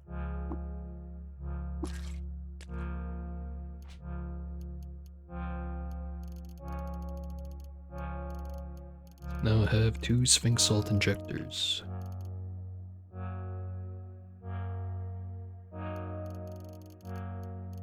Get rid of the rocket skates too. Hopefully I learn how to make stuff willowy. Nope. No such luck.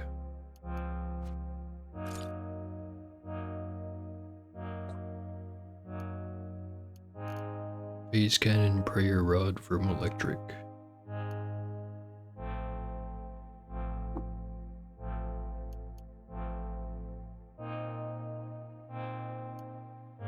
Right.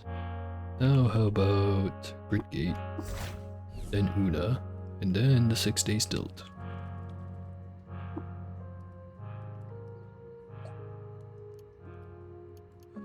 Precision Nanon fingers. Gonna buy that. Cover sled. Gonna buy that. Already know how to make high explosive Mark IIIs.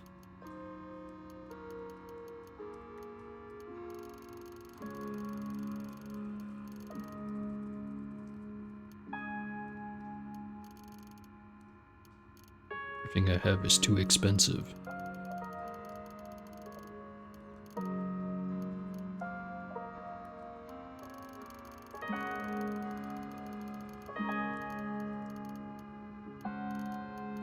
About an overloaded pistol and some kind of gem. That one.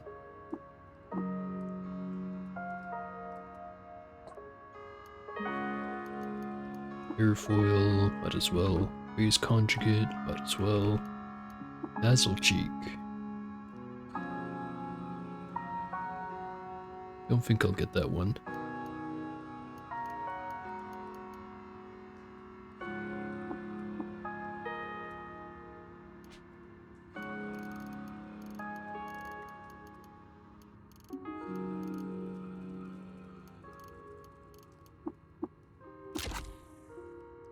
wonder if I should disassemble the transkinetic cuffs.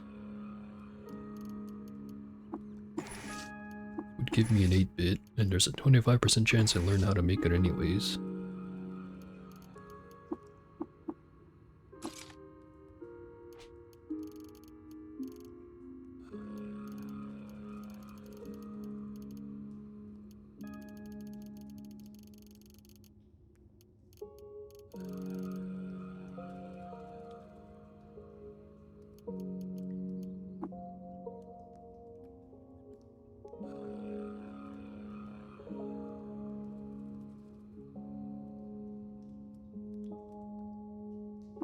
Other hand, if I had this equipped, it would make me much harder to both set on fire and to freeze. Right now, I have a cold resistance of 51, heat resistance of 66.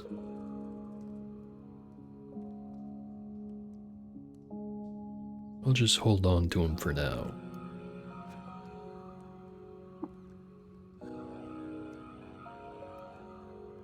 Talk to Shem 1. Also start collecting carbide hand bones. Eat 5 of them. 2 here. Then the 1 back at id Freehold. So I just need to find another 2. No Metasys module, however.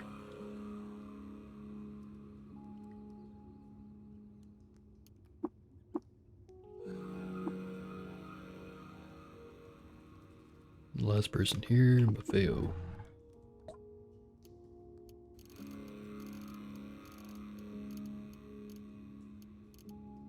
Nothing I want. Go back to bed. Actually, while I'm here, I might as well turn in the quest. So I'm gonna have to start working towards the big project.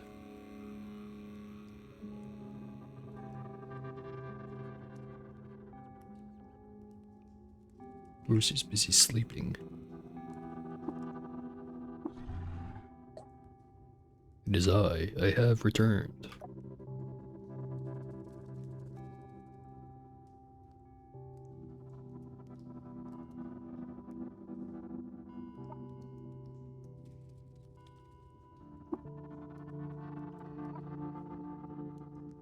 I have been promoted to whatever that word is.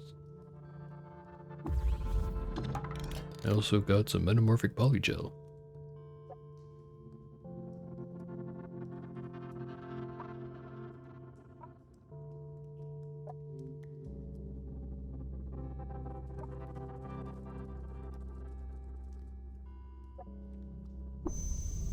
Now, the golem.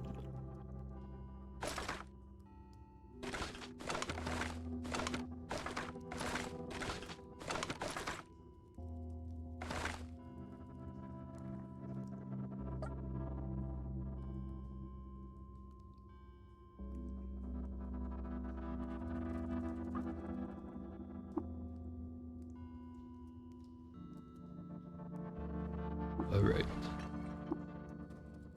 Could try to make a chair golem.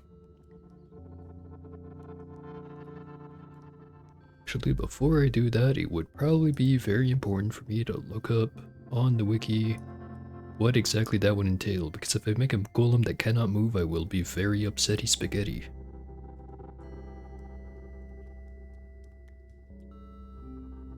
And I know some people might consider this cheating, but I really want to complete this quest, or the game, I should say.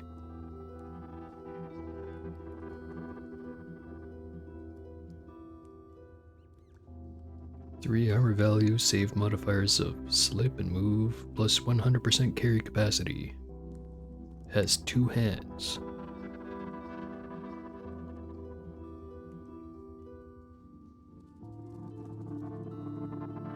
Well, I'm just gonna assume it's gonna have no issues moving.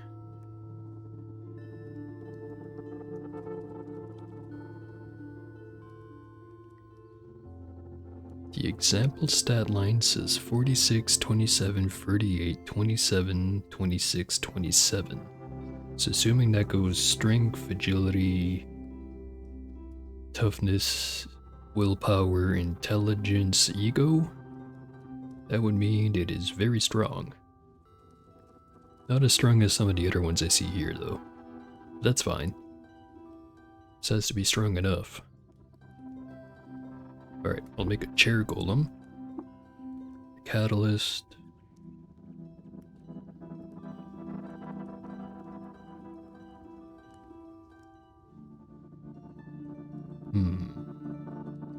Willpower could be pretty good. What did it say was baseline willpower? Either 27 or 26. Which would be pretty close to full willpower bonus for ability cooldown purposes. I think it tops out at like either 32 or 36, I don't remember exactly. That would get it either topped out or pretty darn close to topped out. I'll go with that one. Nothing that can work as an Atmos. Nothing that can work as an armament. I think the only thing I found that could work right now is the axe. Which honestly wouldn't be a bad choice. Incantation.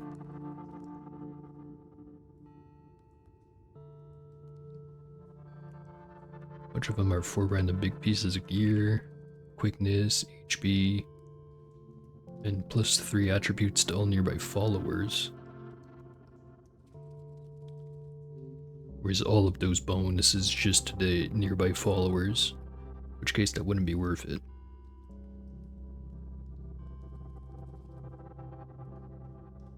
Where move speed is always good, so that means I can just run away from shit.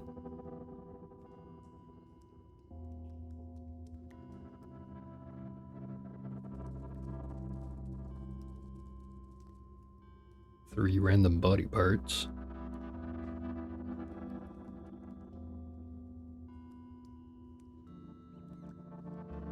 Ten ego. 20 secrets. Don't think that one's worth it.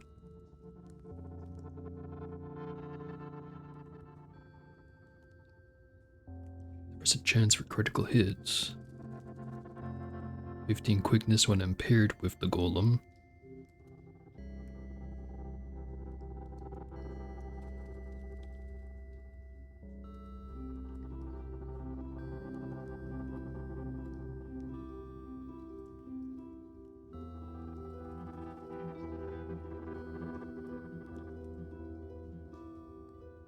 Thinking the 100 move speed is probably still the best one I've seen, other than the random body parts, but it being random kinda means sometimes you're gonna get something good and sometimes you're gonna get something worthless. No guarantees.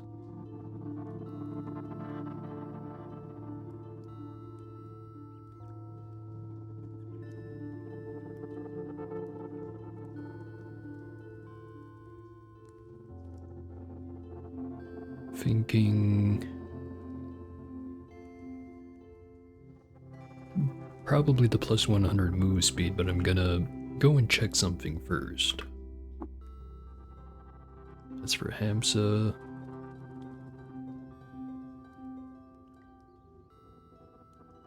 Bunch of stuff.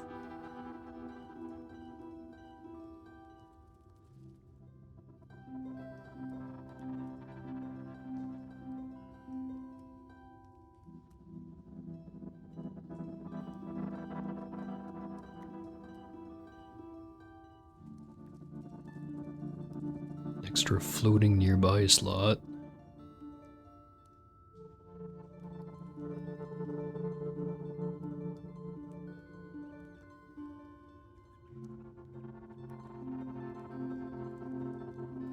Phasing at level 10.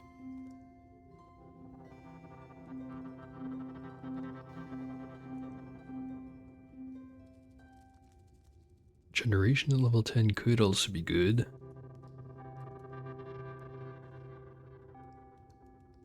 Electrical regeneration, phasing, psychometry.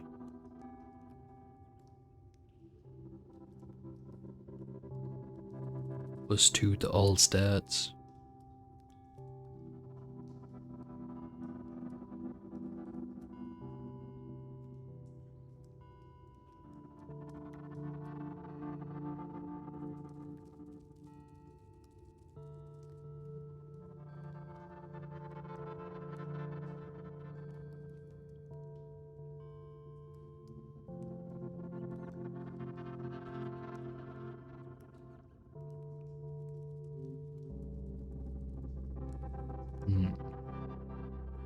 hard to pick.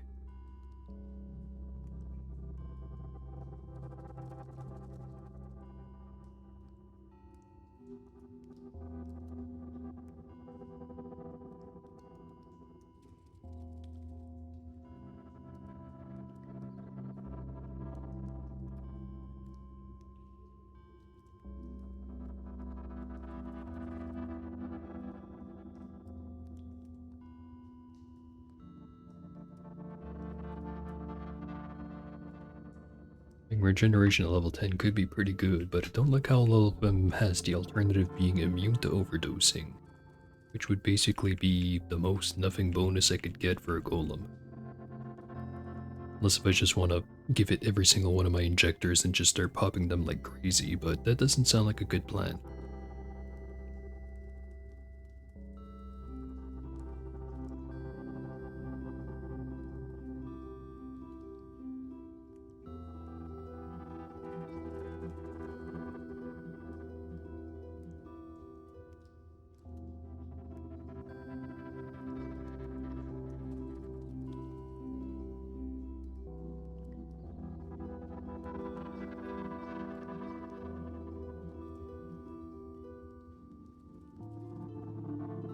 Now that I think about it, I could inject the Sphinx Salt Injector, construct the golem, and if it doesn't give me what I want, I can try again.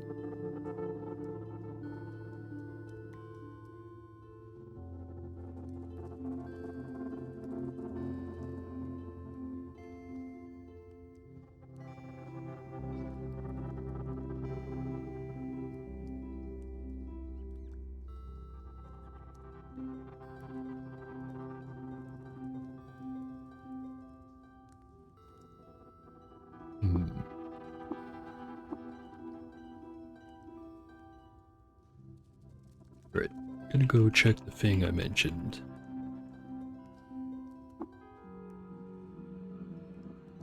Which for now, since you are now very important, chair, I'm gonna tell you, just chill out right here. I'll be back, I promise.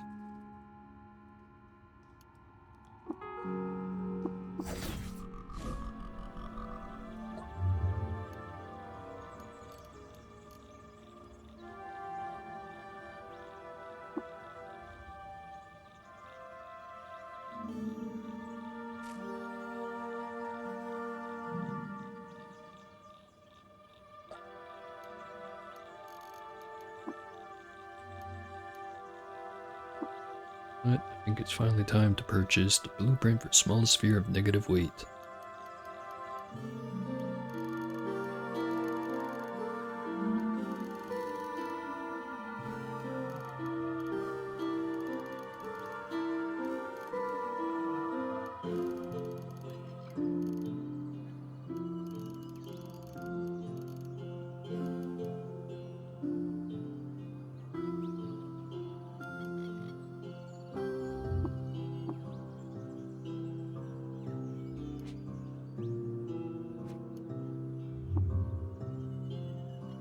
Oh, the 6 days still.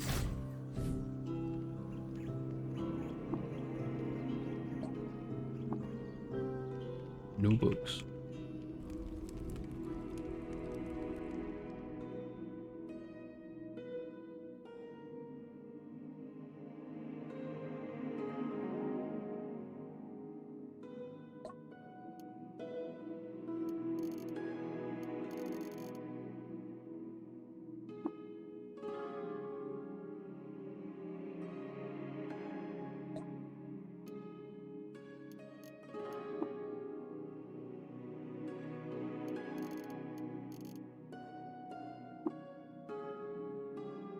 So far, social coprocessor. I have to install it in my head, however. I'm already using that. Next screen.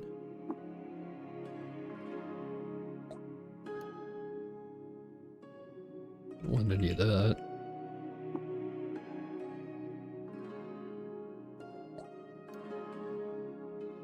Or any of that.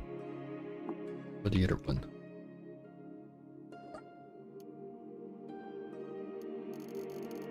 Nothing good today.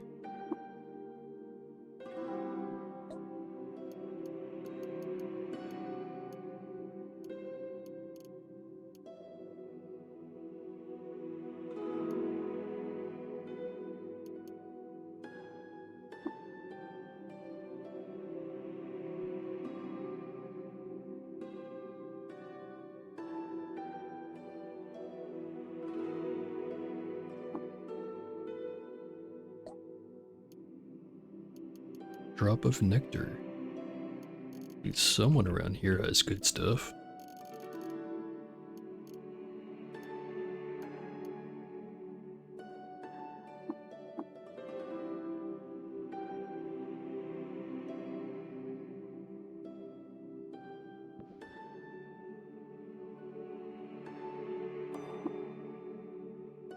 And how about the apothecary? Do you have the funny salt? Just realized didn't ask the first one, but this one does not.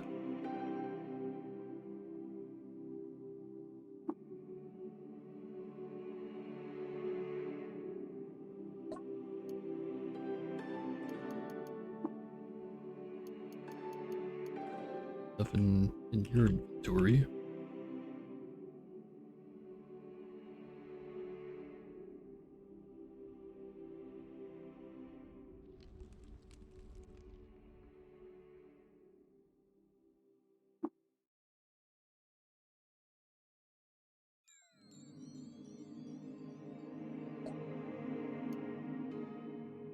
And no salt injectors there. Right then.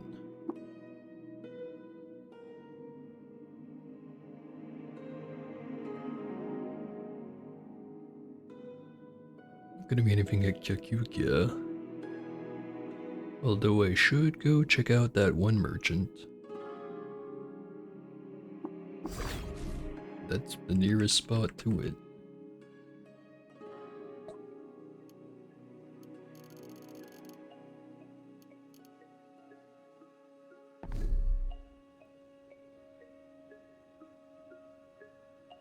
Right there.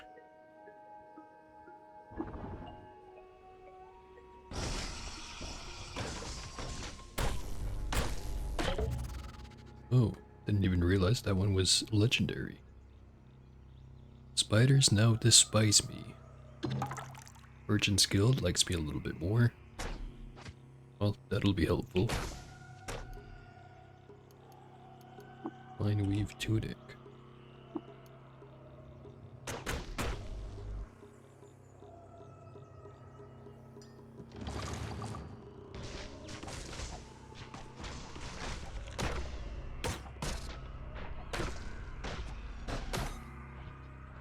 Thinking about it, what's my reputation like with apes? Flat 0. Unfortunate. Thinking of maybe going to go see Oborokuru. But I'll have to wait because I don't feel like having to fight him.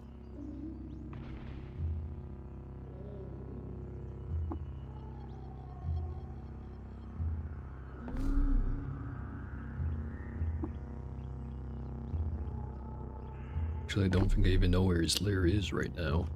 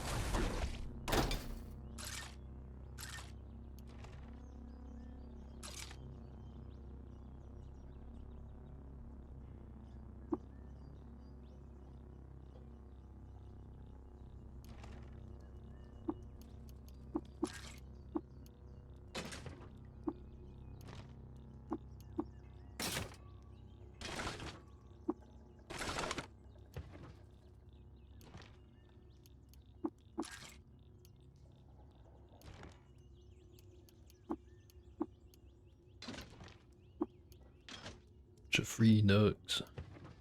And a bracelet. Hello there, Emoot. Legendary Gutsmonger. Loved by the Merchant's Guild, disliked by mysterious strangers for refusing to sell a rare implant. Why would you do such a thing? Have some water.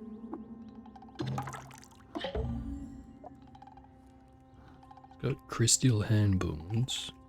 Let me tell you some gossip. Someone, not telling who, led a raiding party on a camp of swine. Now favored by the Merchants Guild. Share a secret with me. Rumor is that the Gyre Whites tricked the villagers of Souk into sharing some of their fresh water. Hit me with another one. You're now indifferent. Someone told me that winged mammals ate a bunch of fruit belonging to some group of friends. Well, not what I wanted to know, but I guess that'll be handy. One more carbide hand bone, just have to find one more. Betasis module. Needed, what was it, 2, 3, or 4 of those? I'm not sure. As for everything else, guess I should get some crysteel. Maybe some bionic hands too.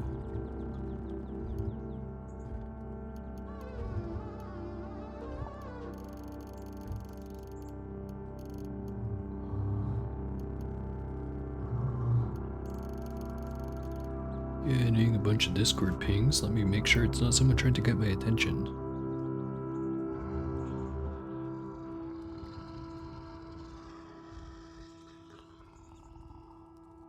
No, it's just someone telling me about the Game Award stuff. But more importantly, it is Scholarly Frog. They swarm like tadpoles and frogs. How you guys doing? I'm just over here looking at things that aren't the video game. Now I am.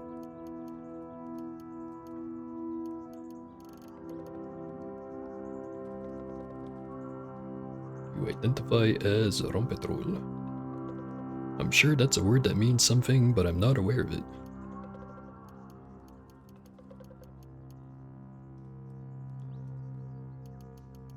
I am ignorant of many things. It means tadpole in Norwegian. You know what? I believe you.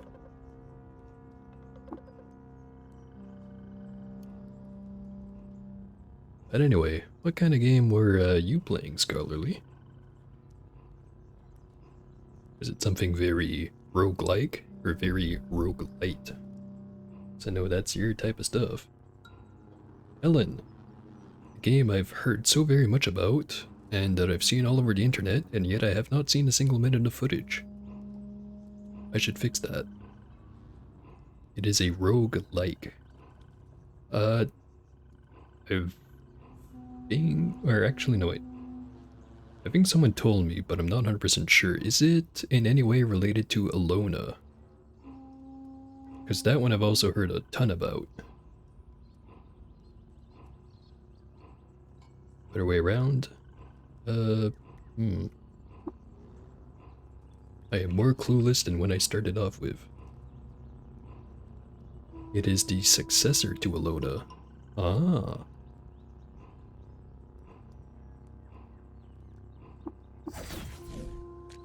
That is very neat. It has a roguelike mode. Don't mind me, just gonna mumble to myself while I deposit all my hands into this box.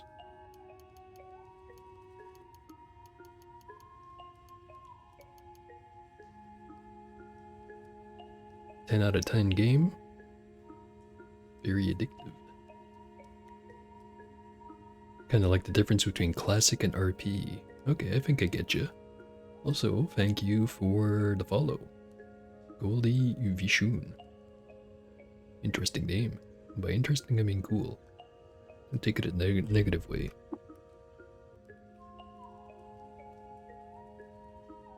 Right. I should probably be showing off what I am up to.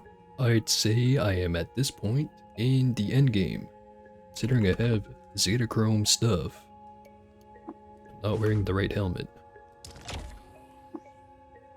Got a bunch of radio-powered nuclear cells. I've got an overloaded mag hammer. Giant hand, so I've got 2 rifles equipped, a spacer rifle, and a freeze ray. I have acquired the Kessel face. Gives me electrical generation. Basically just use it like an improvised taser, however, because I don't need it powering my gear because of the aforementioned radio-powered nuclear cells. And surrounding me are 2 balls that give me 2 ego, 2 willpower. Very cool stuff. And then under the hood, I have all these cybernetics.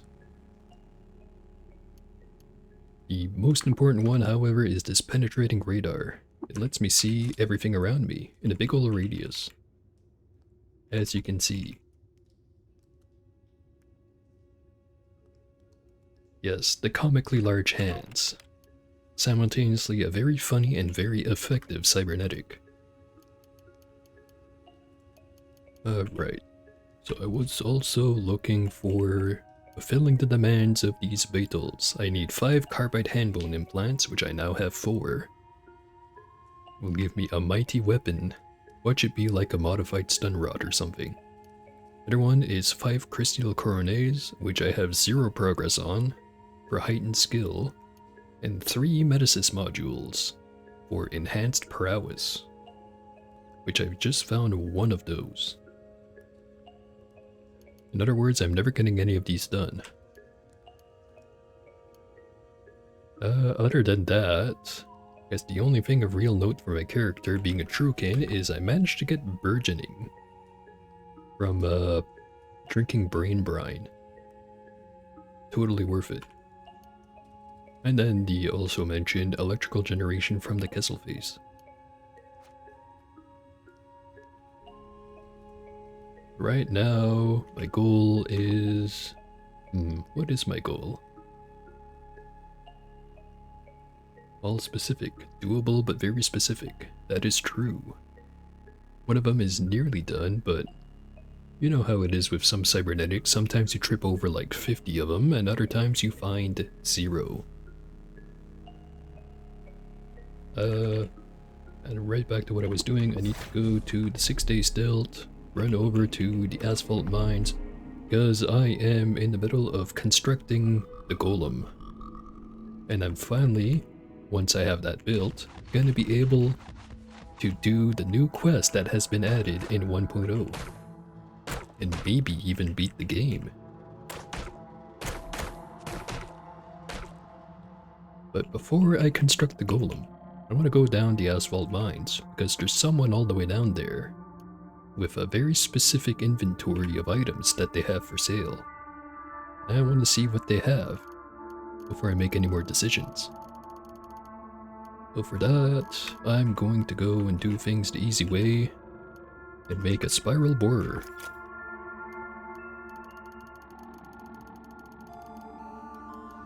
Deploy.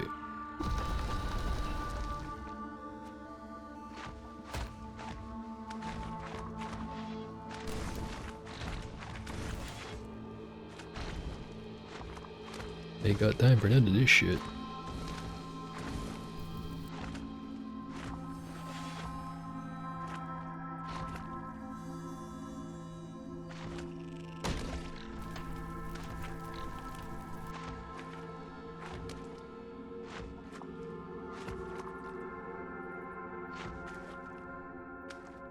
Alright, the game is slowing down to a snail's pace, which means I've been spamming the plus button a little bit too much. Just chill on this floor for a minute. Kill some crabs.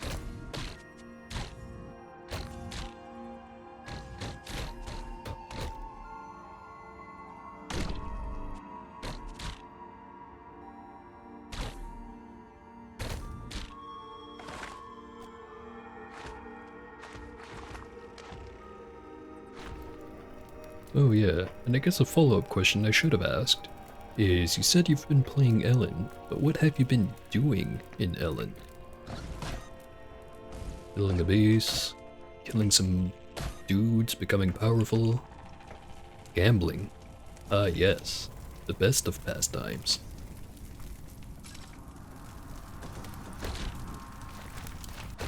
You win anything good?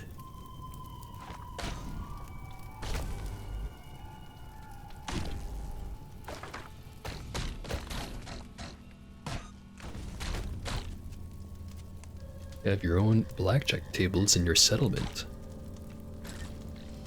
Very cool.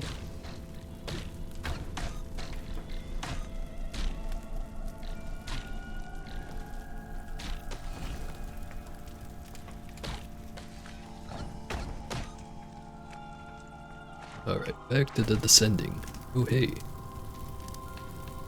It's this place. So next floor is gonna be lava time.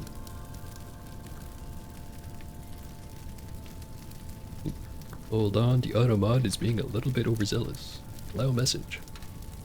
Blackjack and hookers. At least you didn't forget about the whole settlement part. Oh, hey, there's a pool of lava down here. Let's not walk into it.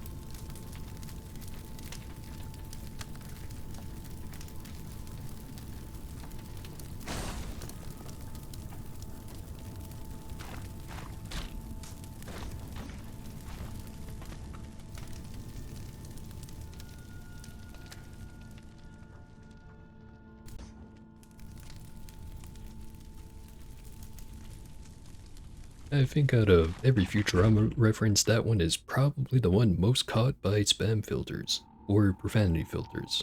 Yeah, that's the right term. Your chicken lich is trying to do everything he can to become sexier and live up to his nickname, the sex. Damn.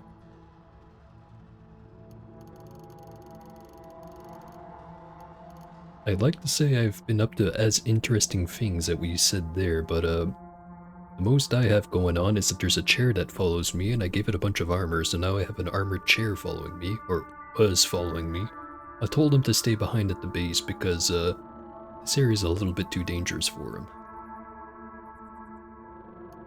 The character is a chicken lich. The more you talk about this Ellen game, the more I'm thinking I'm gonna have to play it. I mean, maybe not on stream. Maybe on stream. It remains to be determined. Chicken Lich War Mage.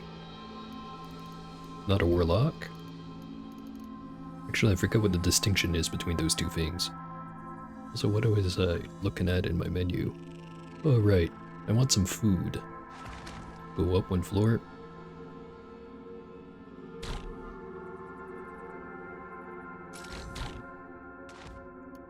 And start a campfire.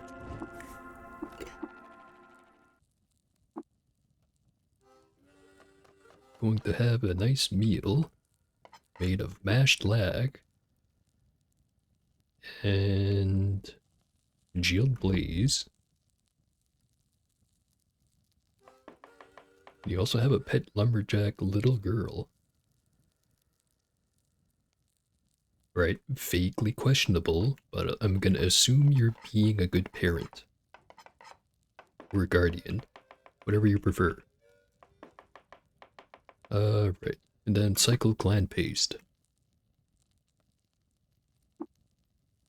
Also add a pinch of magnesium dust. For that, flashy flavor. 11 heat resistance, 4 willpower, and it reveals a secret.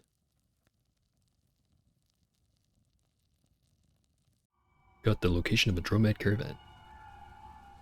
Warlock gets power from a patron, be it a deity or an eldritch horror, and the mage suggests doing the work themselves. That is a good point.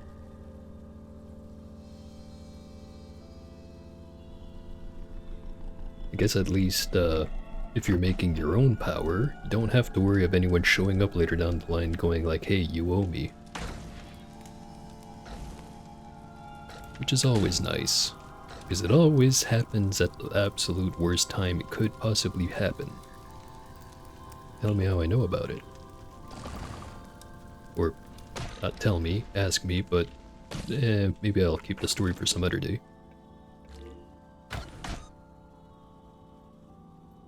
He's a chicken and undead, so he didn't get her as a pet for anything untoward. Just need something to do that, or somebody to do the heavy lifting. That is a good point. Very difficult to operate doors without opposable thumbs. Unless if it is that kind of chicken.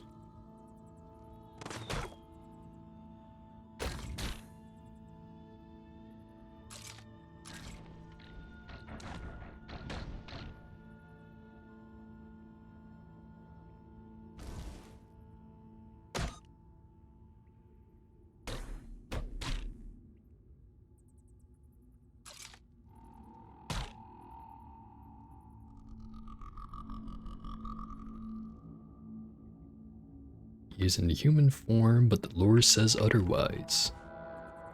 Okay,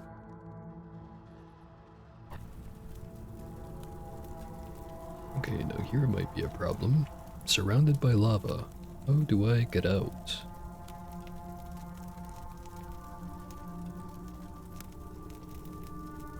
Is there a way I can freeze the lava?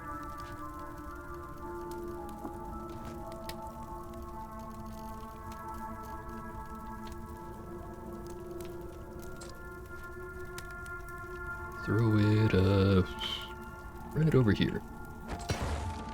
Yep. Instant wall. And then we slam the wall.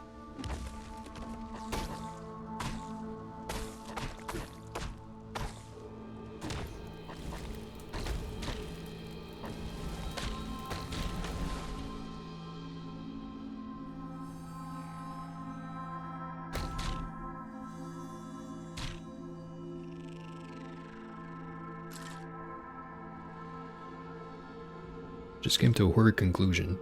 If you can start with a chicken and somehow turn that into a man, and then you kill it and eat its meat, are you eating chicken or human?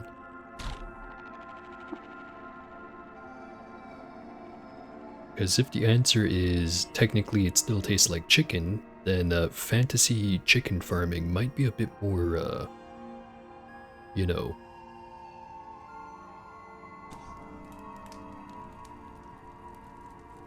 Depends on the spell used. Yeah, if you're turning it into something entirely new, then I guess it would be considered man flesh. But if you're just kind of contorting it into the shape of a man, well, on the inside it's still technically a chicken. You can increase your amount of chicken at harvest by quite a bit. That would be quite efficient. Or maybe not, I don't know, depends on exactly how hard it is to cast said spell.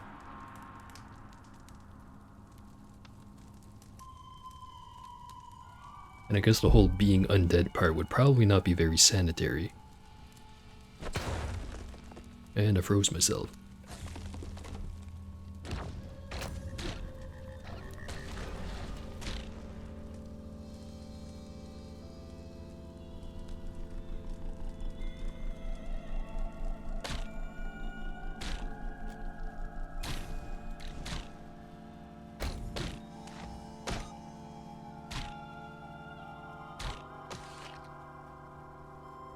Forget how deep this merchant usually lives.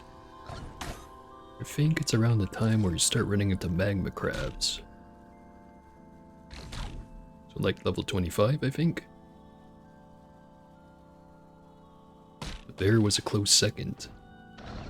Well, that is a whole lot of muscle, but you're also losing a lot of the fine motor skills if you're going that route. Which I'm assuming that the fine motor skills were important enough.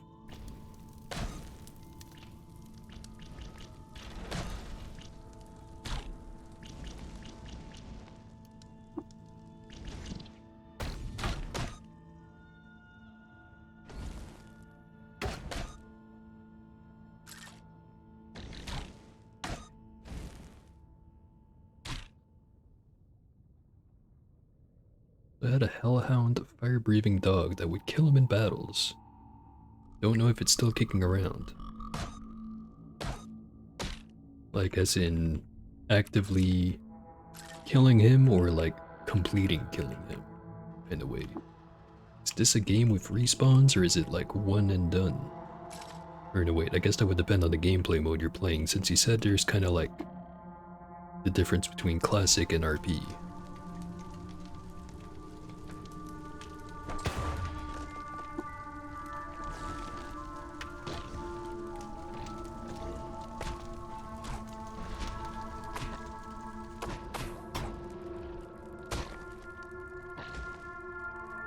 Huh.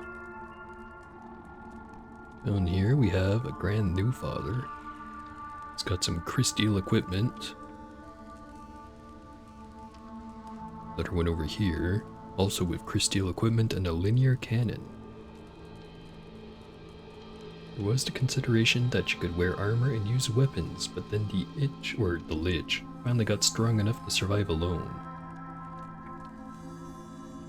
So you didn't really need someone to do all of it for you, you just had to have someone help you along and get started, really. While also not coming to overshadow you. So this might be a concern. A domesticated mechanical chaotic flower cherub. Creature belongs to the caste of Chaotic Cherubim. Whenever it's about to take damage, 25% chance they blink away. Whenever this creature attacks, 50% of the time the fates have their way. So better not get hit by this, otherwise really bad things could happen. And there's also implanted Habsanand Chulipikim, Knight Commander of the Holy Temple. Loved by the Buddhist Templar, hated by Beetles for selling a map of their vaults to adventurers. You set the Hellhound loose, back to wherever the heck it came from. Also, yeah, there is some mecha. There's a lava-covered Temple Mecha Mark 1A, hostile. Seems to be very on fire, nearly melted, 95 out of 900 HP left. And then this one over here, Mark 1B. Or is it IB? Mecha power core is at 1%, low power, emboldened, about half health, a little bit more. Also a domesticated Astral Tabby. Eyeless Crab being engulfed by a gelatinous antiprism. Quite a bit of stuff around here.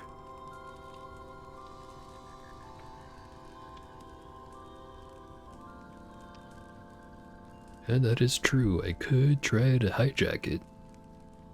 First I'm gonna have to get rid of the rest of the guys around here. Most importantly this guy. He's gonna be a problem. Now I can't directly shoot at him because he has the reflectively shielded thing. Same thing with grenades. If a grenade hits him, it basically, well, instead of even doing the throw, it basically pretends like I threw it backwards. So what to do?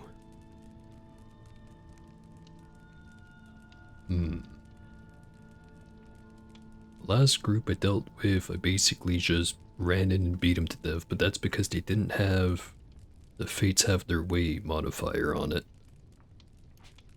So what do I have that could deal with it?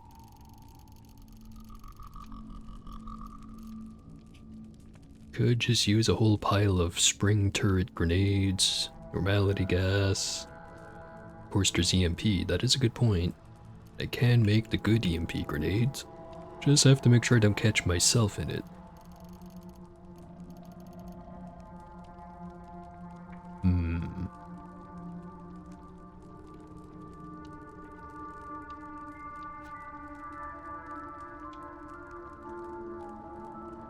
So I can't help but notice there's some burning guys standing here in the lava. One of them is a non-legendary one, and the other one is Krerent Hjarildolf, the commander of the Holy Temple. Yeah, it's anything, any kind of ranged thing that hits him because of the reflectively shielded will fling it right back at me, even if it's through a wall. Like, let me give you an example. Right now I've got a spacer rifle and a freezing ray. If I shoot it at him, apparently I missed and hit the wall right in front of me. Now I'm coated in plasma. Shit.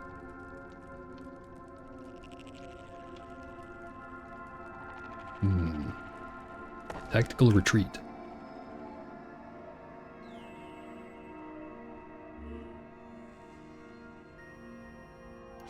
Gonna make a couple of EMP grenades. Make another, shoot. Accidentally close the menu, now I have to reset the tabs. By that I just mean close the food tab because it's like a mile long. Whip the EMP grenades. I could lay mines, or no wait I can't because I don't have the skill for it. I could buy it though. I also don't have deployed turrets. Speaking of turrets, I have spring turret grenades Mark II. I could just throw out a shitload of those, although, no wait, he's reflectively shielded, it's just gonna bounce off of him.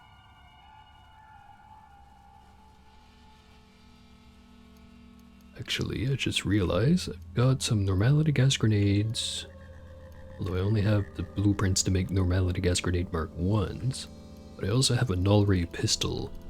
So as long as he's standing in the gas and I shoot the gas with the null ray pistol, it should nullify him and instantly kill him, or get rid of him, whatever exactly it does.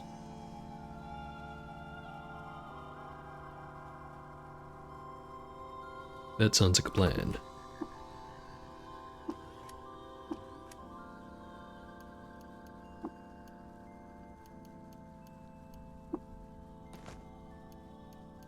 Right, so normality gas, Mark 1, make a pile of it.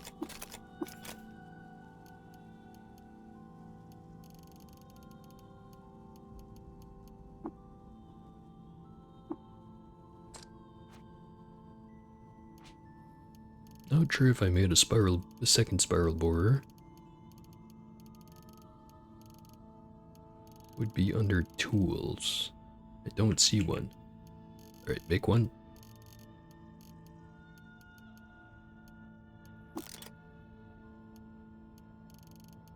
And then we flank them.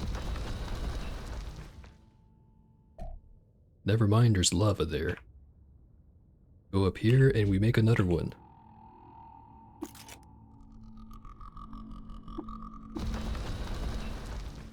And there's also lava here. God damn it.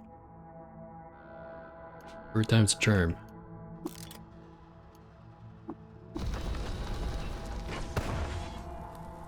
But we are very close. Deployed the plants. I think that just made things worse.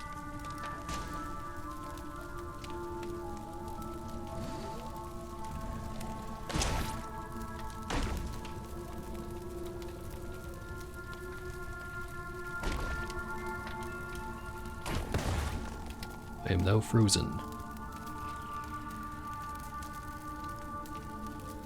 I mean, I'd be pretty confused too if I was them. Blaze injector. Back up.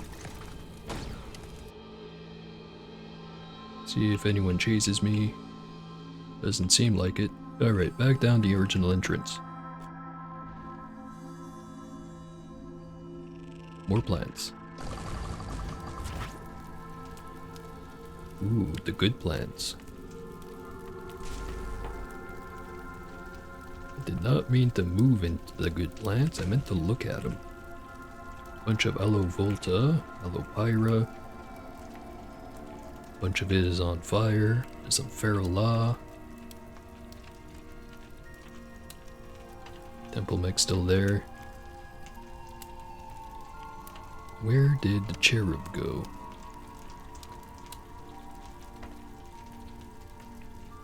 I don't know.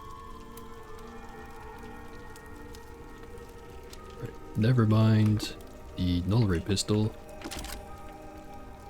Re-equip the other guns. Start firing.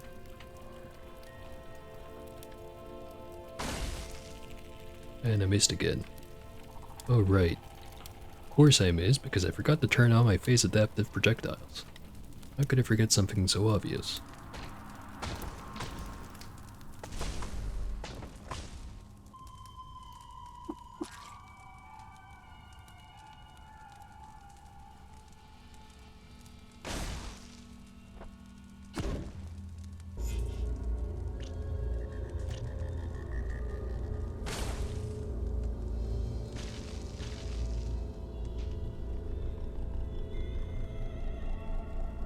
Why was it off?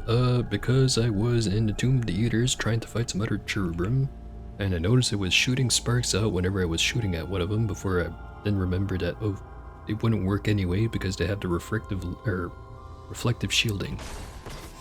As you can tell, I am very smart.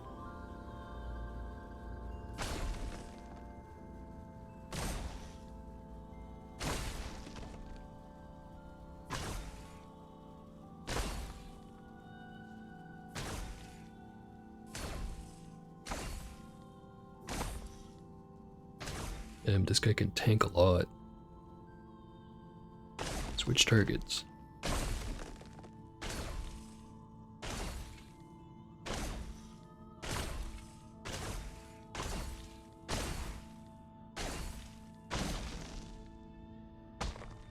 The place is covered in plasma.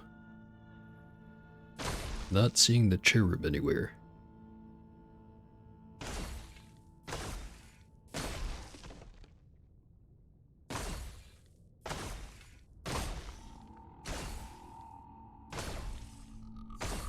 So I'm not sure how I'm gonna get rid of this astral tabby.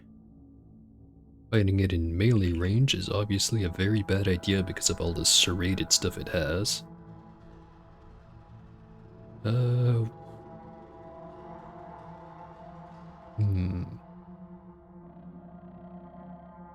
Actually, if I just try to shoot it outright, does it work? Ah. Also, there's the cherub over there.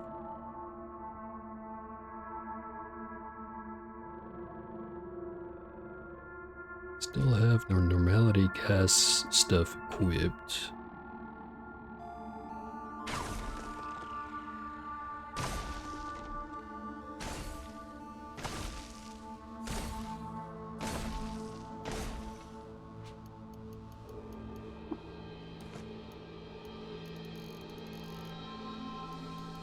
If he walks into the plasma, he'll become very weak to any kind of temperature changing effect, which then I could nail him with the freeze grenades until he's super frozen.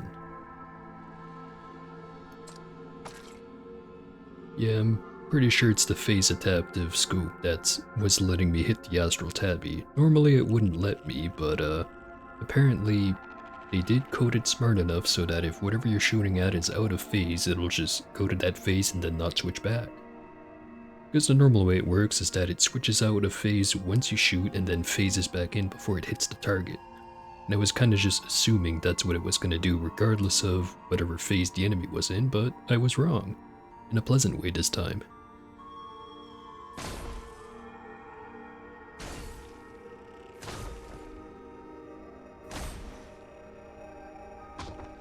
Try shooting the cherubim again. It teleported into lava. That's actually a very desirable outcome.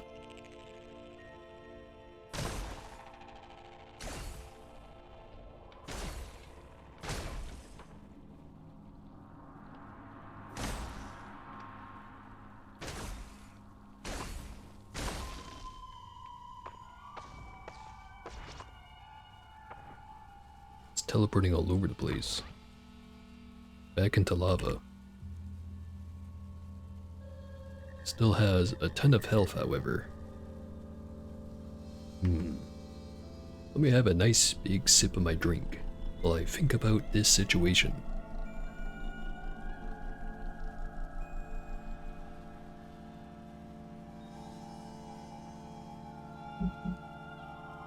I'm thinking either maybe I hit him, or maybe he just wandered close enough to the plasma that the plasma hit him, and then triggered his thing on whenever he's about to take damage, he teleports away instead.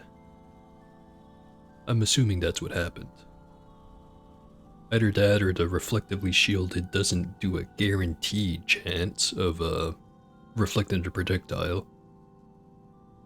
Which, I don't know, I never looked into it. Maybe it does work like that.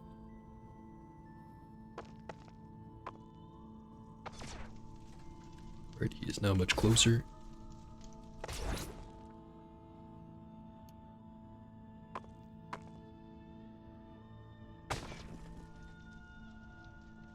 He is just sipping all over the place, and now that he's on fire, he's probably just gonna keep doing that. So maybe if I just survive for long enough, he's gonna keep teleporting into lava, and then I don't have to fight him. And it's about to take damage and not when damage is taken. That is a good point. It might kick in before it tries to reflect, in which case, it would teleport anyways.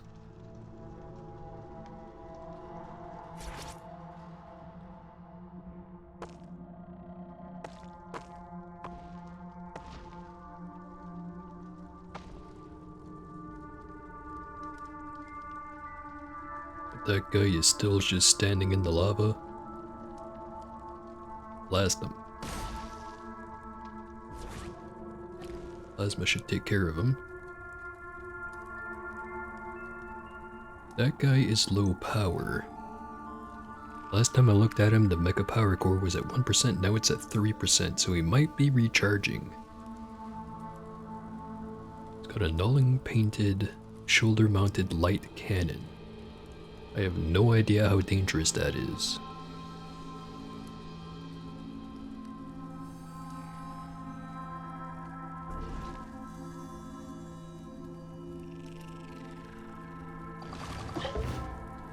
Reputation of the Putus Templar has gone down. Villagers of Alamrish now like me more.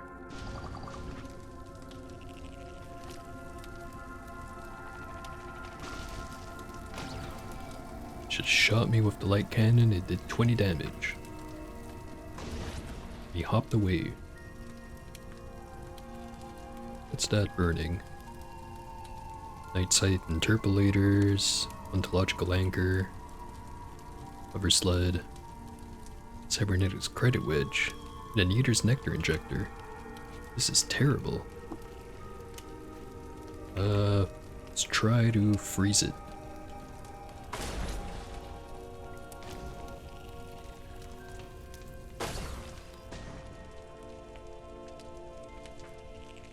It's all gone.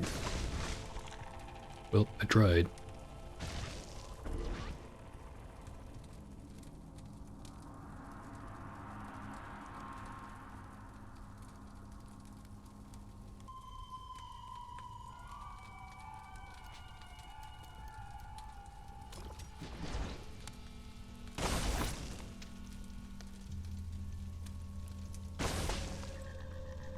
This might be a problem. Use menacing stare and run over that way, just so he doesn't push me into the lava.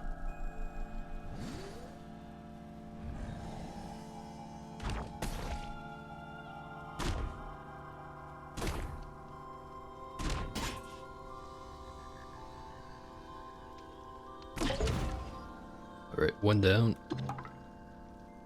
Reputation with Beetles has increased.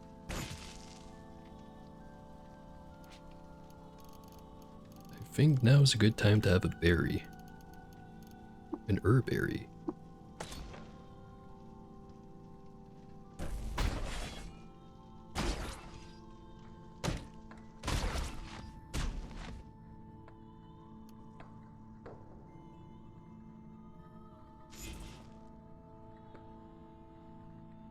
Here's the mech.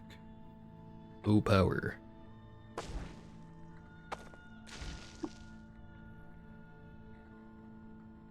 Enter the mech. 10% infiltration chance. I like those odds.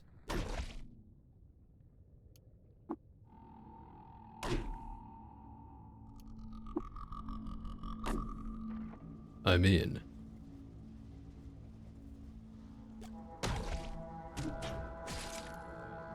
My mech now. Not operational. Well, so now I don't have to worry about it.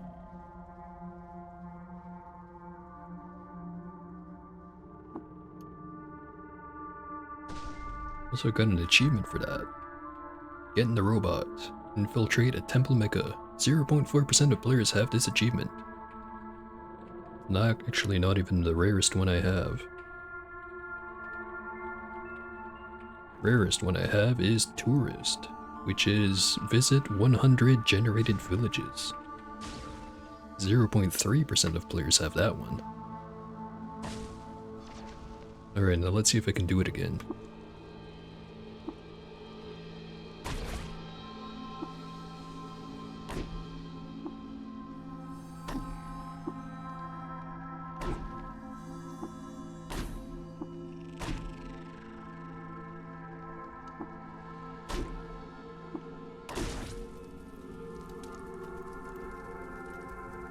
That guy is about 2/3 health, or 1/3 health, I should say. As long as things keep going my way, I won't have to worry about it.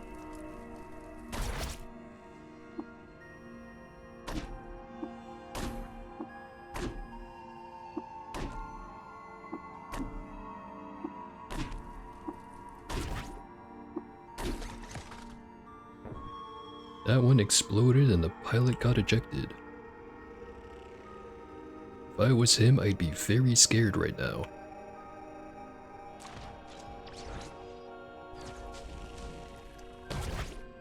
So scared he just kinda stood there. Maybe he was a little too strapped into the seat or something.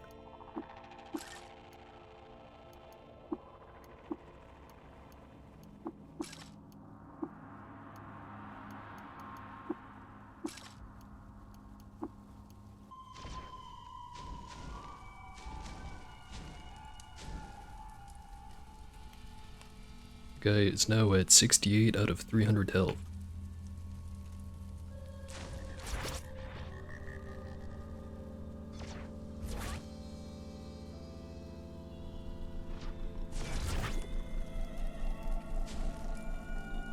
Alright, take off the Spazer rifle again. Cool down the lava.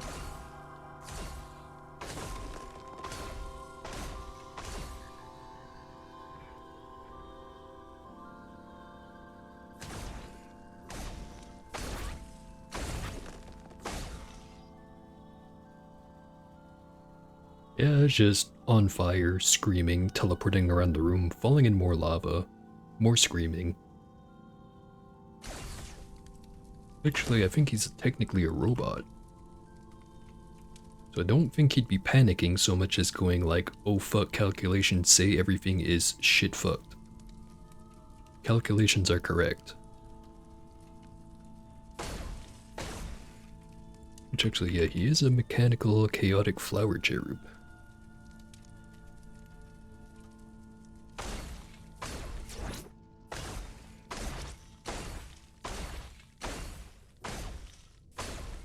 Alright, this isn't working. Try over there instead. Maybe it's only counting point of impact.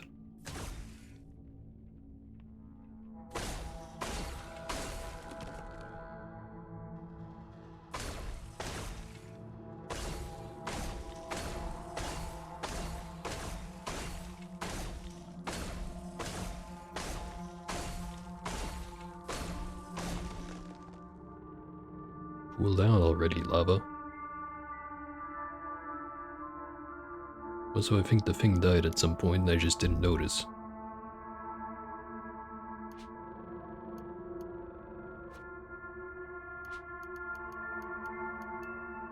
Actually, why am I doing things the hard way when I have a perfectly good freeze grenade I could use?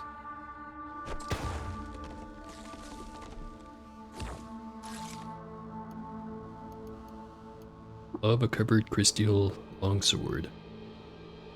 Perfect condition.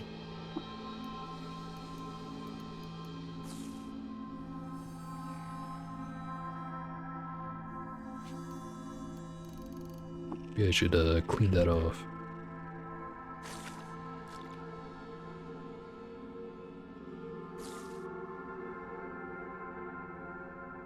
I should be concerned that I now have lava on me.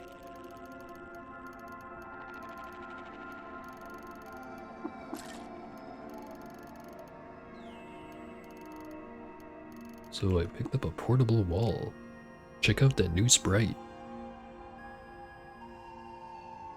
Very cool.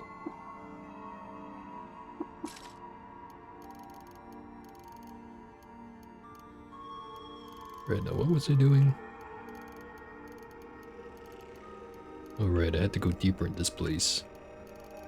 Just disassembled some stuff. Re-equipped the spacer rifle.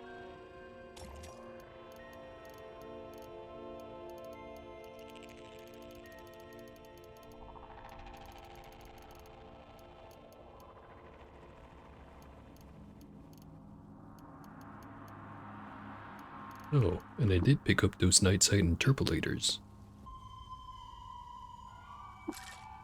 I already have a pair at home though.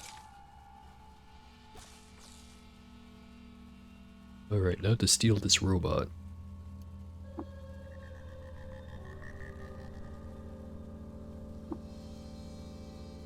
Gun rack is weighing me down. Did I pick up one of those?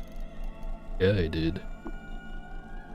And that is 20 pounds. It's probably worth a lot. And I can carry it for now, but if I max out on weight, I'm probably gonna dump that one first. But if I wanted to recharge this, it would take an 8-bit. Yeah, never mind that. Though I could take the power core out. That is 2 8-bits right there.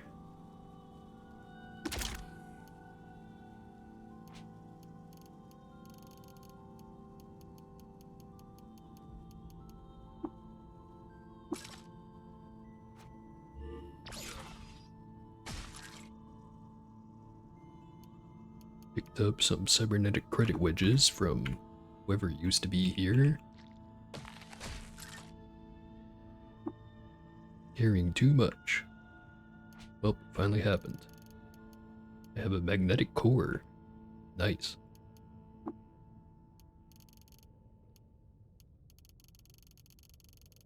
What else do I have? I could equip my hover sled. Get rid of that. Put the sled on.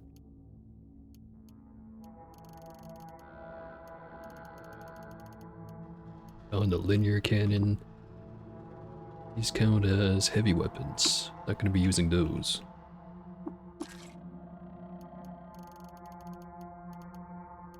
Have enough cybernetic credit wedges to upgrade my license one more time. Don't have to rush to go use that yet though. Better magnetic core.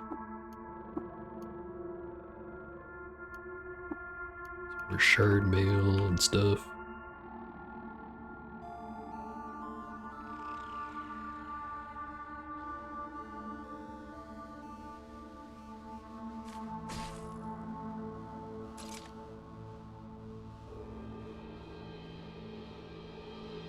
Now what's the actual way down? We're here.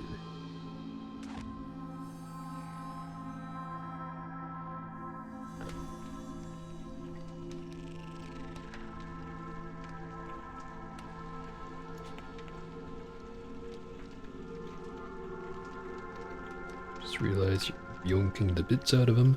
That is, in fact, butchering.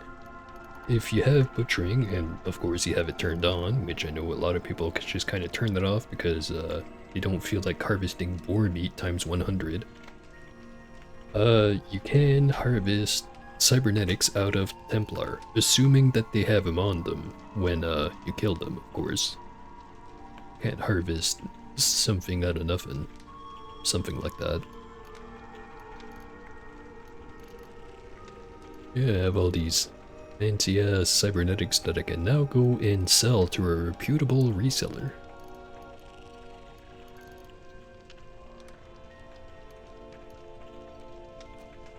Alright, freeze grenade.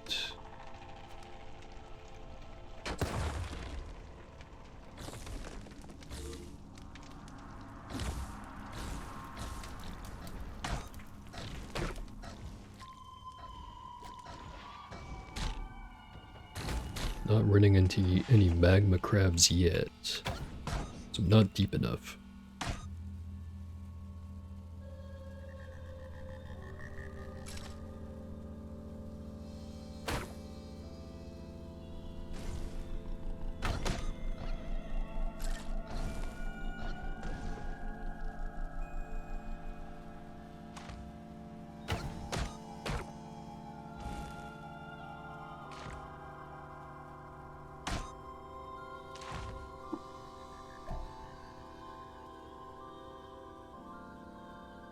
Safe way down is right here. There it is. Also, the music changed. Let's listen to it for a minute.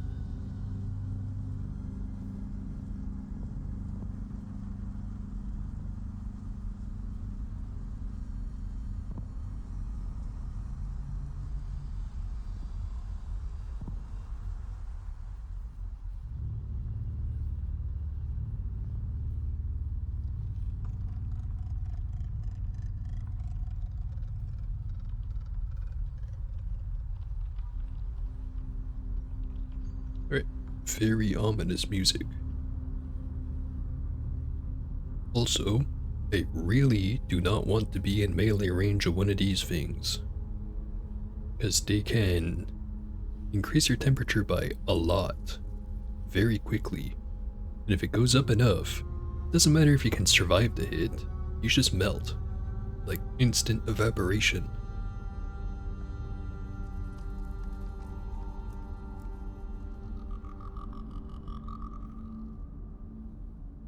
How about right here? Make yet another spiral borer.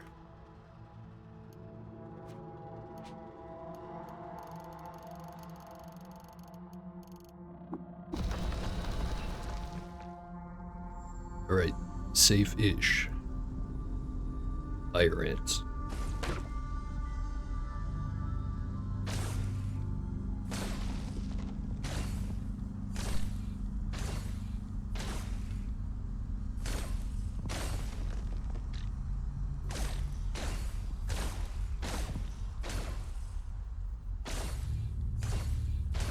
These things are tough. Level 34. Got 134 skill points. And I got inspiration again. Alright, so 229 points to spend. Guess I should keep investing in the pistols. Get weak spotter, sling and run, disarming shot. Could get 2 of them.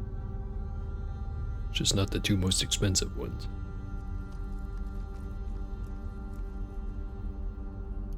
Points are indeed made for spending. There's not terribly much else that I want to spend the points on anyway other than pistol. Other than maybe some wayfaring, but I can do just fine without those. The only other thing would probably be Calloused, which would give me 1 armor value, which at this point, not that big of an upgrade, since I already have 23.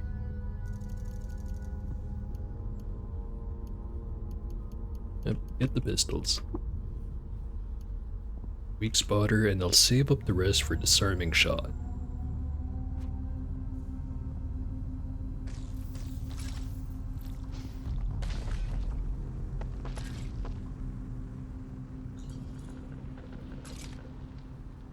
Bunch of fire ants doing what fire ants like to do, which apparently is die in lava.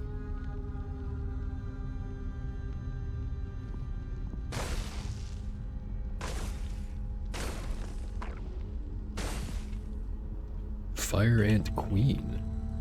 Don't see these too often. Fragrant spinning smoke plumes from the tiny pores scattered across her broad gaster, and scalded feelers rive and rub the thickened air. She has more girth in the thorax than her brood, and vein-painted wings glisten on her back.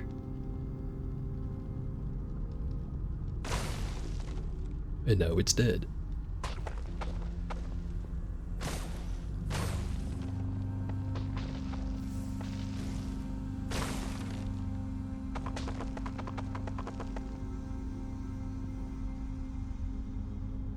built different, built stupid, just like me.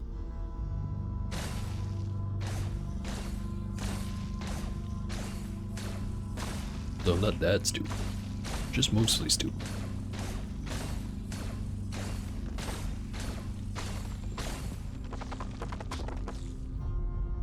Or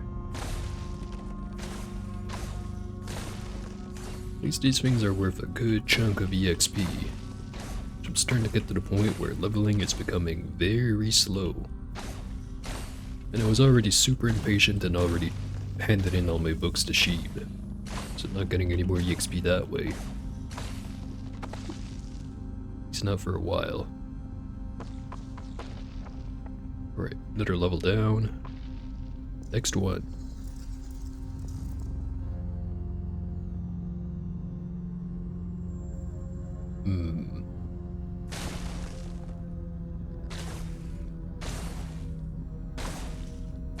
Bidders are approaching. Plants, defend me. Not very effective.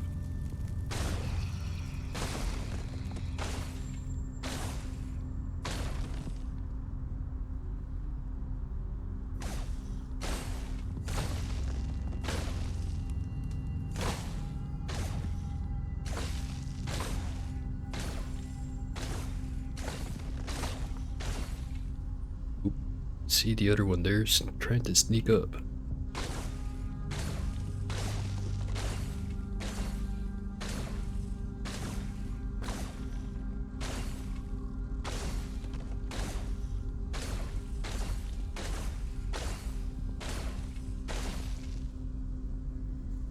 Arrows strewn about. Made of fullerite. Not even the good crystal stuff. And I am out of battery.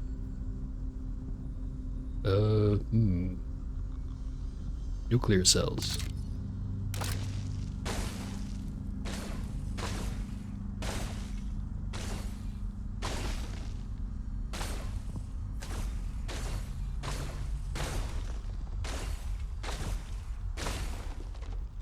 One crab down. Actually, two crabs down, because one of them died. Got 1,000 EXP. Another one died, also got 1,000 EXP.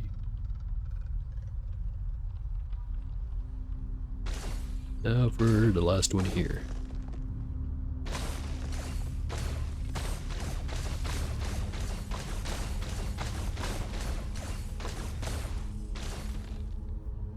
Alright, mission complete. Now I just have to wait for all the plasma to dissipate. Don't breathe that in. Oh, false alarm. There's another one right there.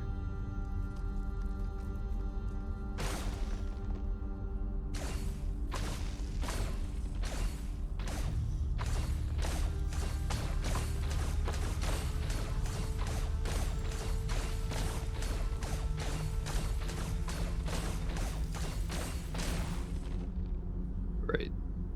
Now they're down.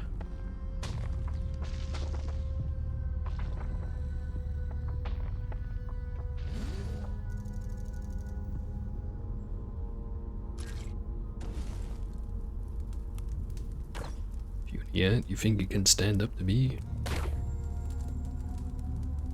Oh. And I didn't even notice this one right here. That was almost very bad.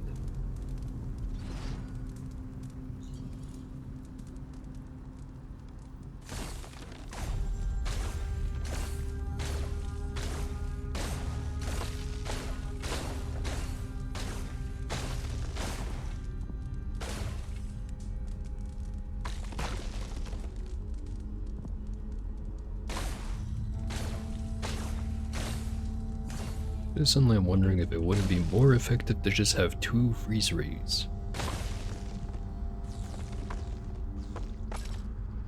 I think the plasma probably helps the freezing anyways.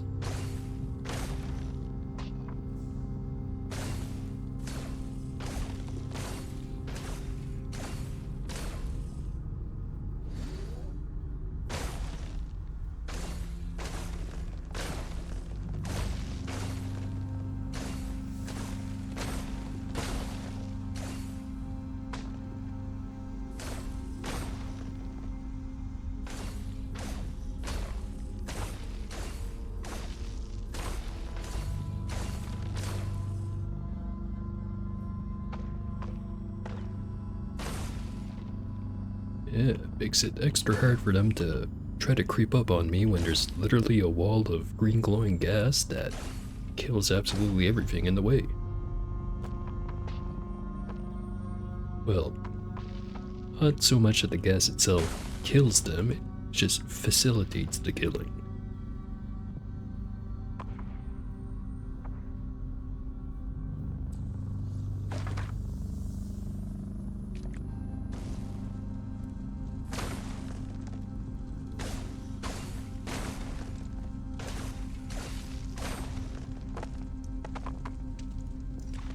Still haven't run into that merchant I'm looking for.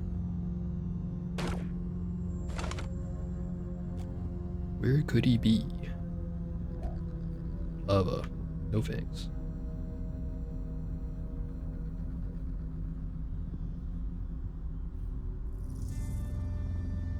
Guessing it's right over there.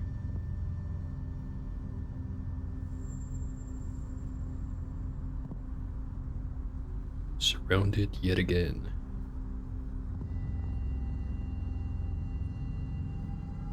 I'll just do the same thing as last time, because it worked so well.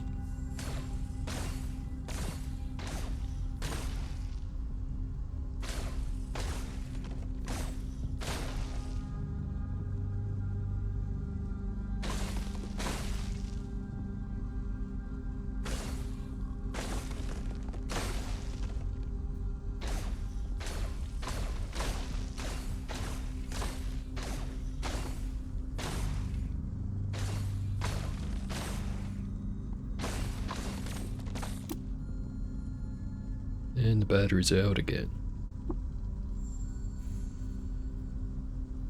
I think I have so many nuclear cells.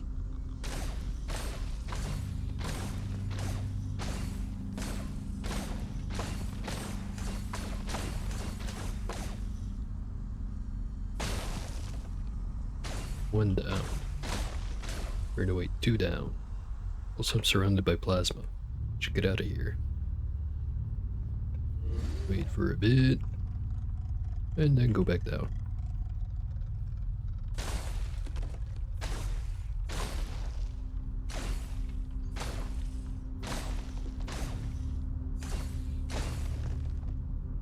Alright. Plants. You take care of this one. I believe in you.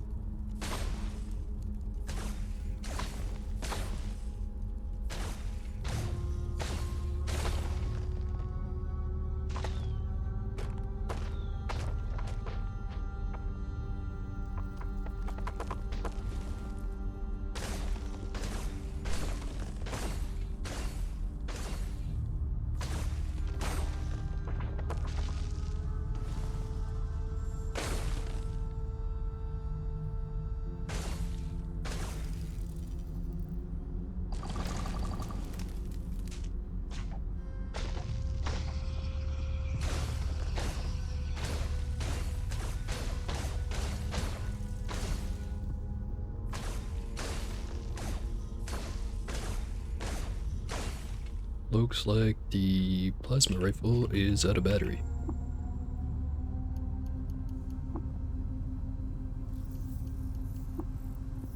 Radio-powered equipment is not receiving charge this far down. But I do have another nuclear cell, and then after that I have an antimatter. Should be enough.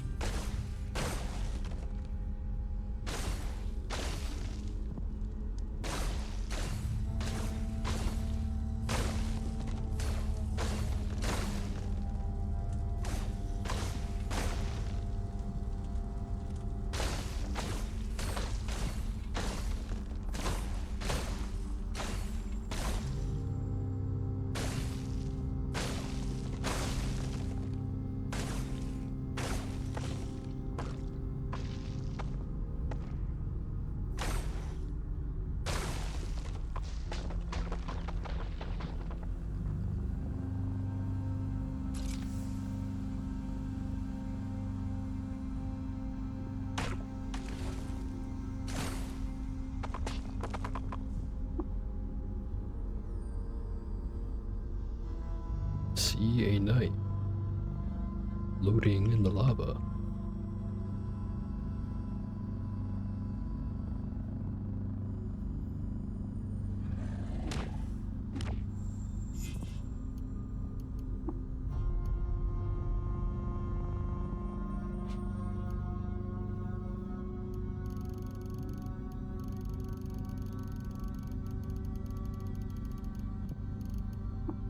Off the lava. Now clean the lava that spilled off of it off of me.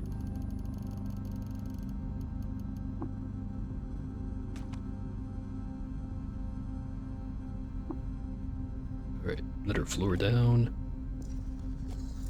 We must continue.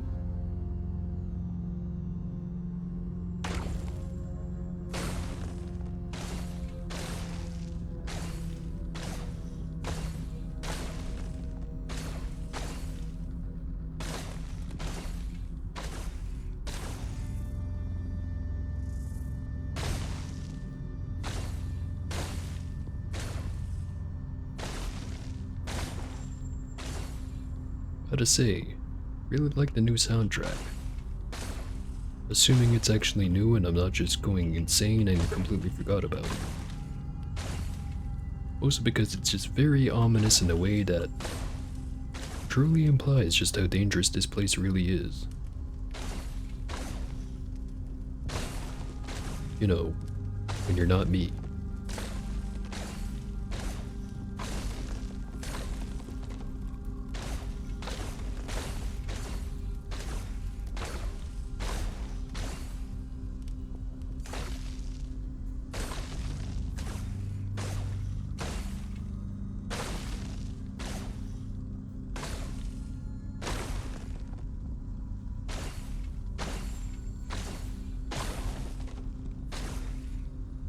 Alright, I had a lot of plasma around me. Back up and wait a bit.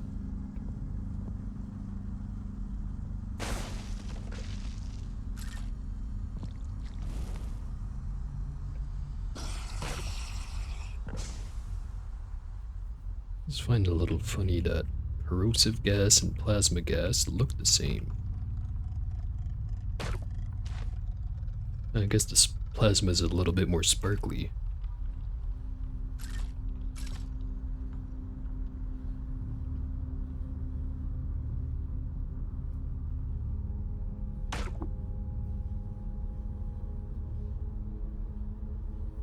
Spot a Dromad caravan.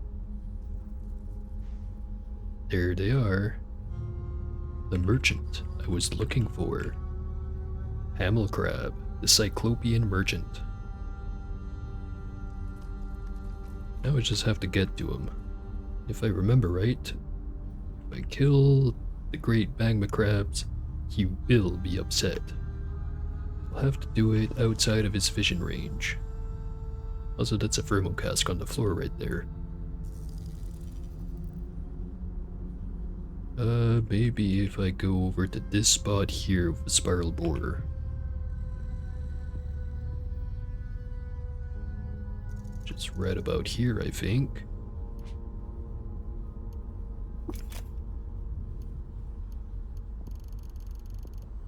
Also, let me just consolidate the water because it's kind of bugging me.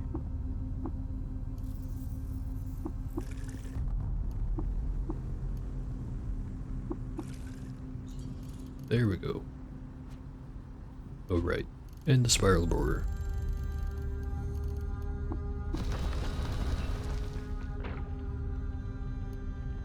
Thermocask. Disassemble.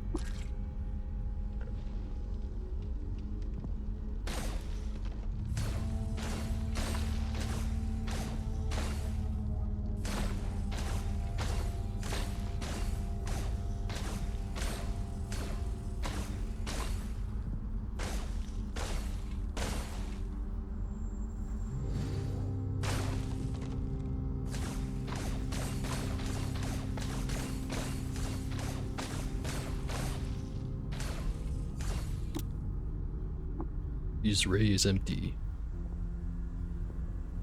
Oh, antimatter it is.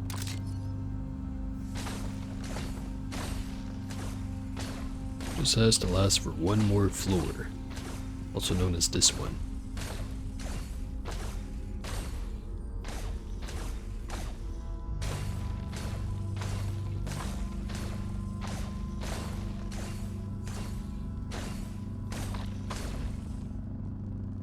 One down, two down.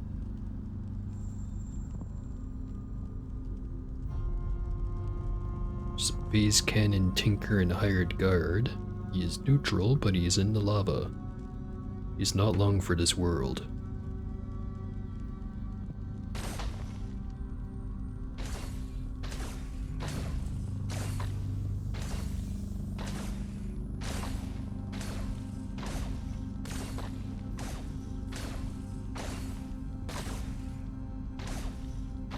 Don't wander into the plasma, please.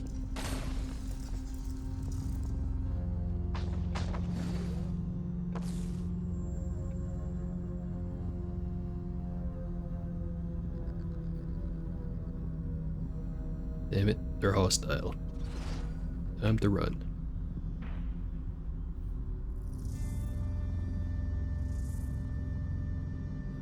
Now I wait for a long, long while.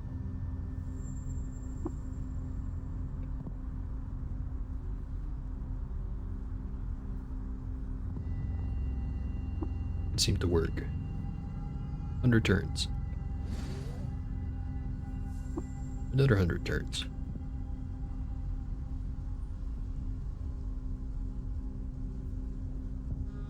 I honestly don't remember how long it takes for stuff to de-aggro.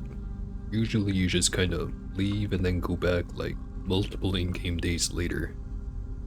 Still hostile. I could teleport out to somewhere else and then walk all the way back over here, and then by that point they'll probably no longer be hostile. Or I could just wait.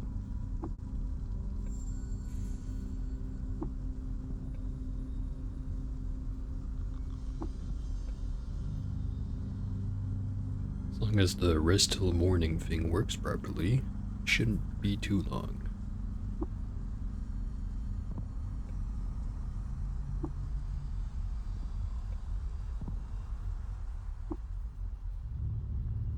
I don't know why it's not switching to rest until evening.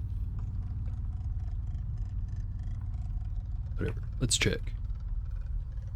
They are still mad. Alright. I'll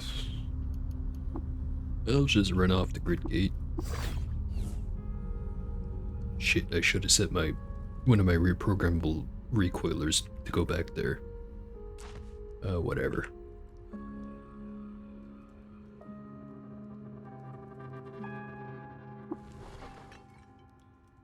Don't have the chair with me, so that's why that's an X. Nothing for Atmos or armament. This one I think I'm definitely going move speed.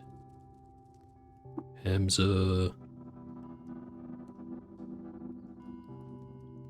This one's hard to pick.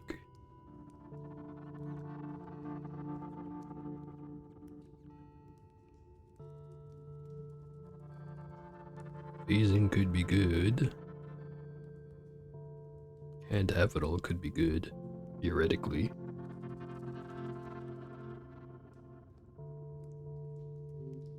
$800 skill points.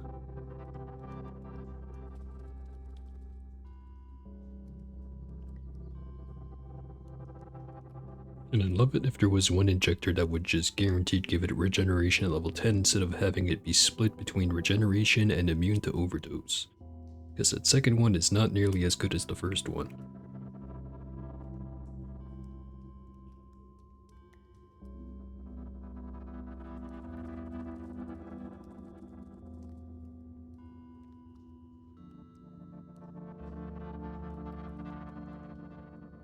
Maybe just electrical generation level 10. Just zap dudes whenever they get close. Mod stuff with jacked.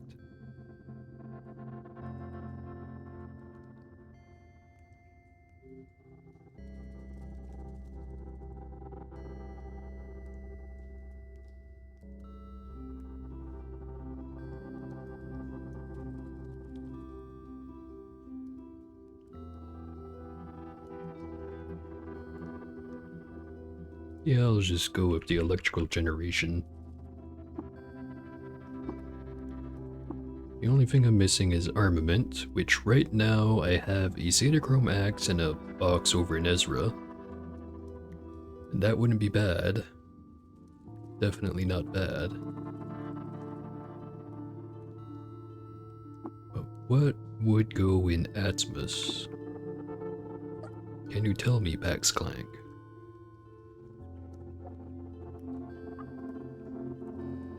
Atmos transcendental imprint of being, pattern trait after creature part, crossed with body. Ah, I totally understand. It means I have to go and get a body part of some kind to stick on there. I think I have just the thing.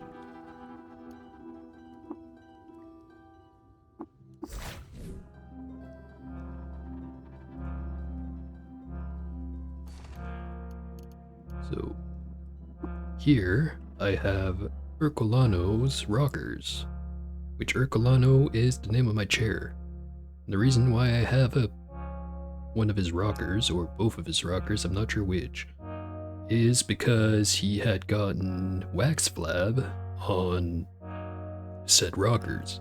And to heal it, instead of actually making the cure for it, because I couldn't figure out how to make him eat the snail corpse that I found, I just chopped it off and then gave him a Numenostrum. Also, that's the reason why there's wax everywhere. Well, let's see what that'll give me. And I'll also bring the axe. Also, the worm static. I want to see what it's going to give me once I try to implant that. Maybe the Nightside interpolators too. Alright, back to Grid Gate.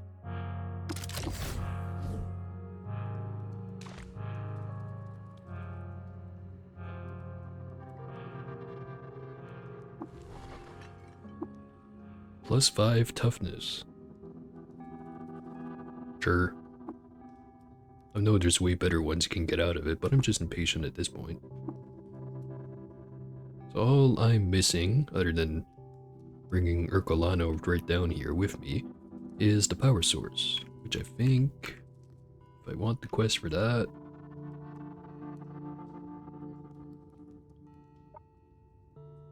I need to ask him about the power source.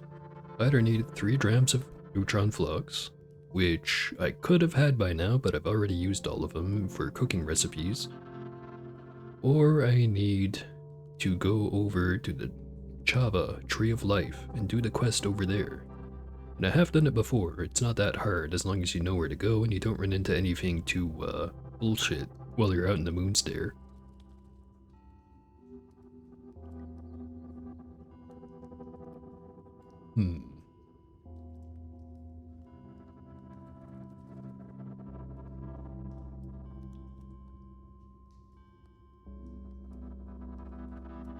Yeah, I'm thinking I'm gonna have to go to the Moonstare.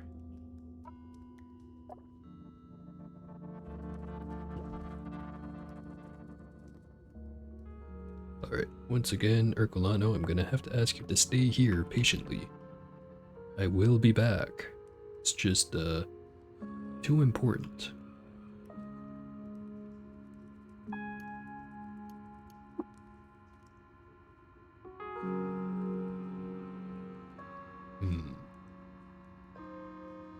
You have a big pile of stuff on me.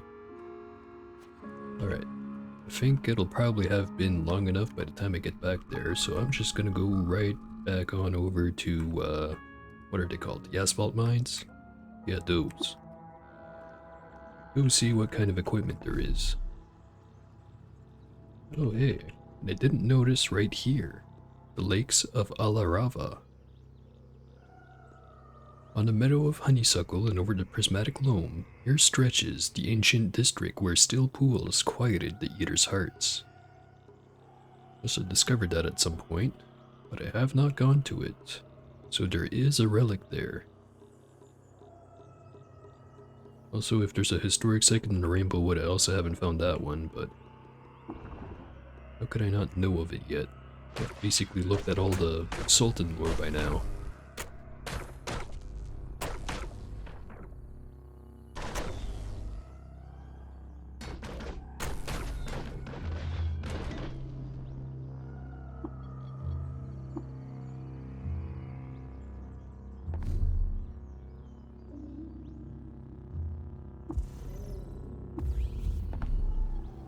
here we are at the lakes. Lakes seem to be made of slime.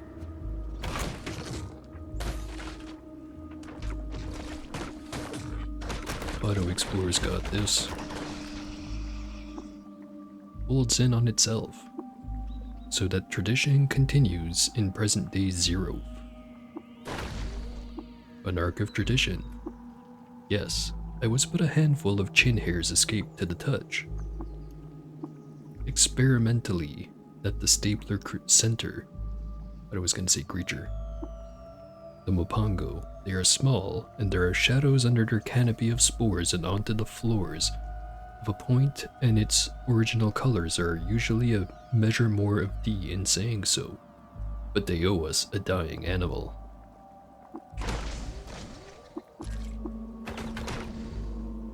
The two chrome arms each sporting, volume 6. Conspiring with a pull ring.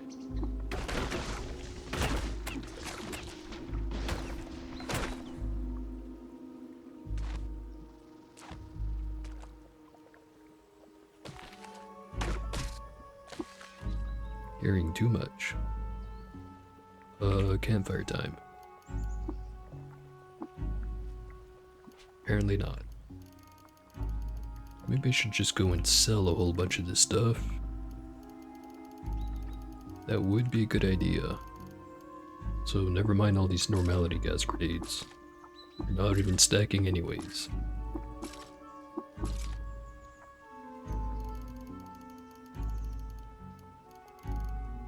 Alright. I'm gonna explore this spot. And then run off over to the 6-day still. Drop off the books, see if there's anything for sale, and then go do the usual rounds. Also, there's a couple of Naftali godheads. Bloodstained Rowan, godhead of wisdoms. Loved by the Naftali tribe and robots. Disliked by the seekers of the Sightless Way for lighting a beacon fire to warn their enemies. And disliked by the villagers of Kursiper for lighting a beacon fire to warn their enemies. Lots of fire lighting with this guy. Have some oil.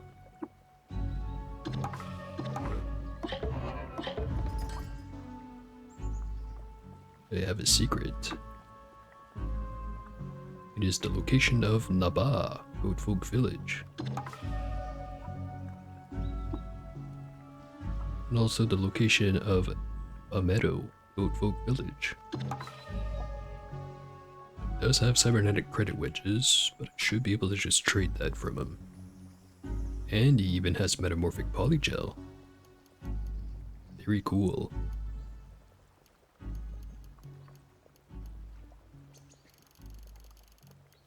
And it also lets me get rid of a bunch of this stuff without having to go all the way back to town.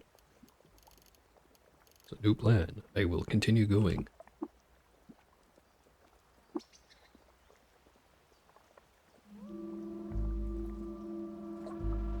Slime and bloodstained Reril, godhead of the sublime wisdom. Loved by the Naftali tribe and robots, hated by oozes for sowing their fields with salt. Oh hey, new follower. Thank you very much.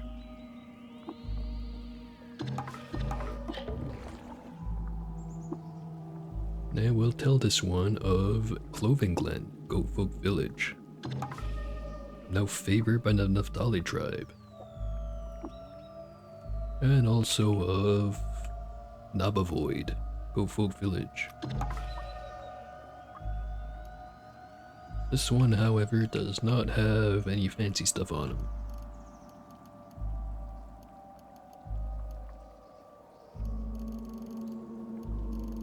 Have anything with any weight on it.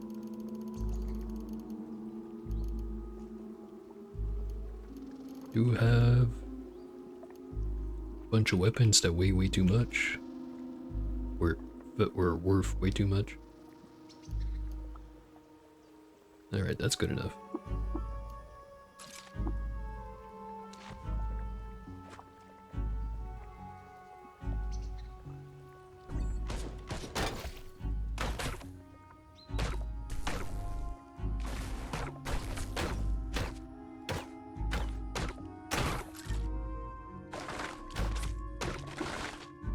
Discover the location of Tumas. Illuminated was arrested by a chrome lever. We were close. So very close. How close exactly? I don't know.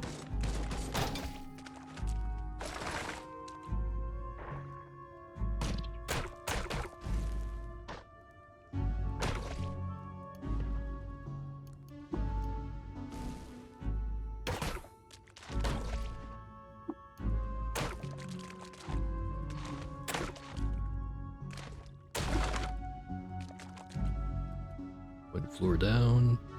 Now we're at 2.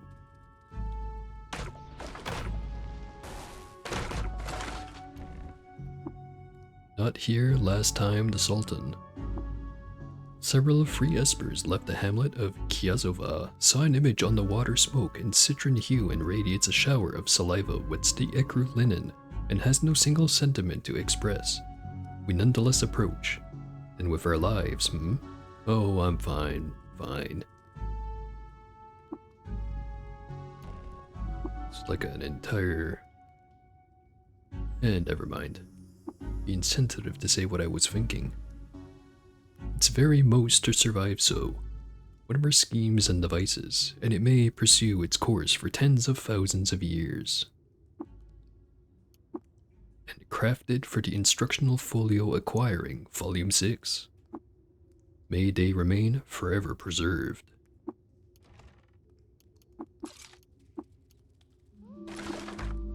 Discovered the location of a fungus forest.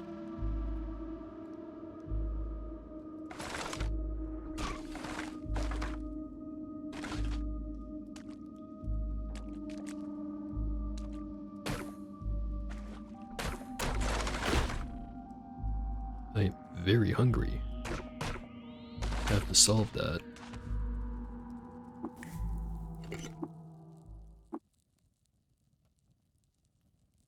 Live and remain forever restless.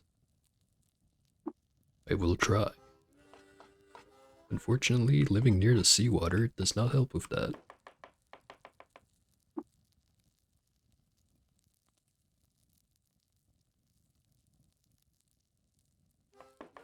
What kind of meal do I want to make? Mashed lag. How about I try one recipe that usually doesn't work out? Mashed lag, skulk, and hulk honey. Roll the dice. Oh, right, about being preserved. I was thinking more along the lines of being stuck in a jar full of brine or something. Wouldn't want that to happen. Anyway. Well, that's pretty darn close to what I wanted. 4 strength, 4 dodge value, and 4 willpower. If only it was agility instead of dodge value. Learn to cook Parm's Skulking Starchy Growth Cake.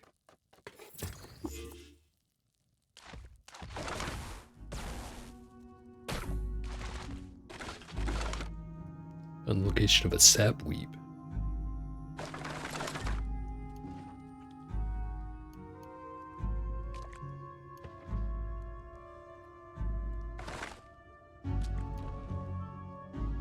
Called the Potential Energy Wash. This species of fungus secretes a fatty wax that dries into a belt of hills that cinctured the old wife saw. Extrudes from her hands. Wear it with your visit.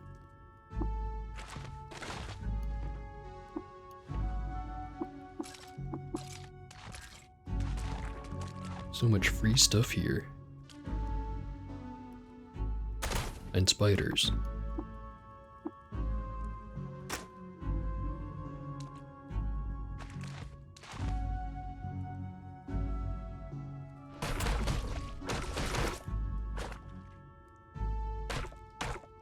I'm surprised my mag hammer hasn't broken yet at any point. Now that I've said it, it's bound to happen any second now.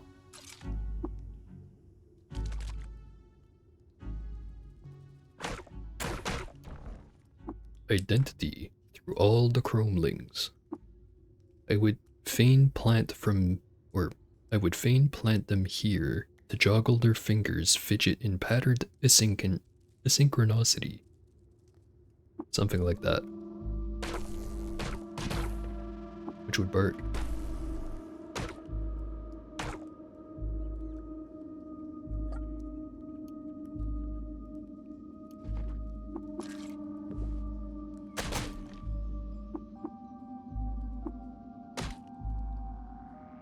Another floor down. This should be the last one. The relevant excerpts reads, Row. Sometimes in the meantime, creatures of immensity mounts the upper eye line. I am yet embodied.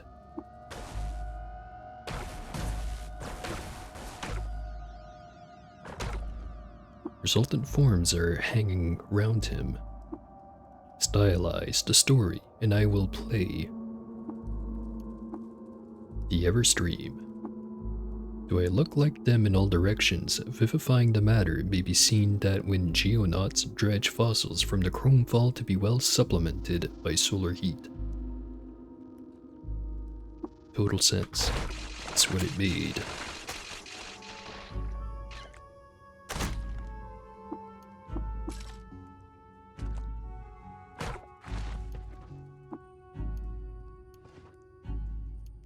Love injector.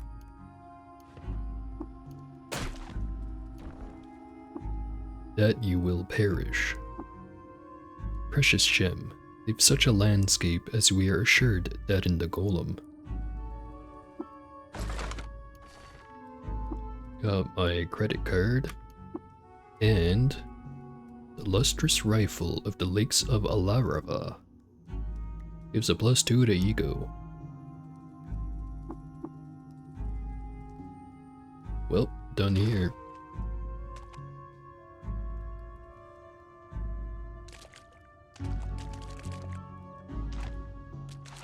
So let it get even more strength at some point. At 34, base strength is 29, modified to 34. Oh, right. The cooking recipe. How could I forget?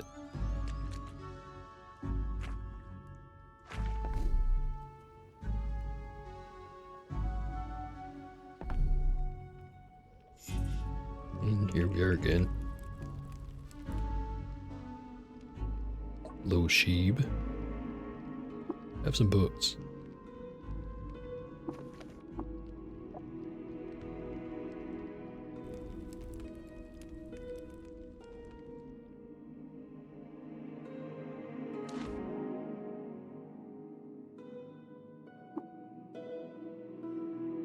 To go see everyone here. We'll take that soul curd and psychogland paste.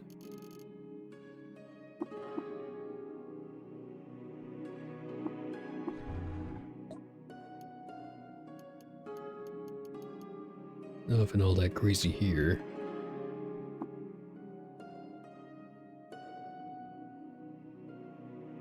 Give me the salt.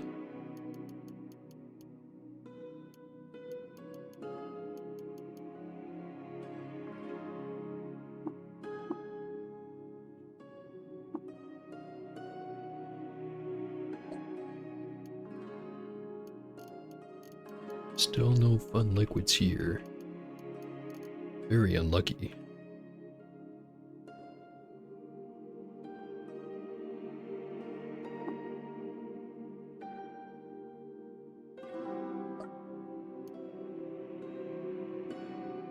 Nothing on him. Okay. Nothing to trade. Unfortunate.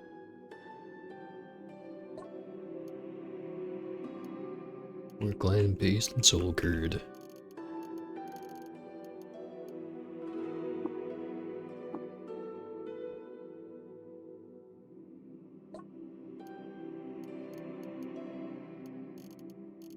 Again with the gland paste.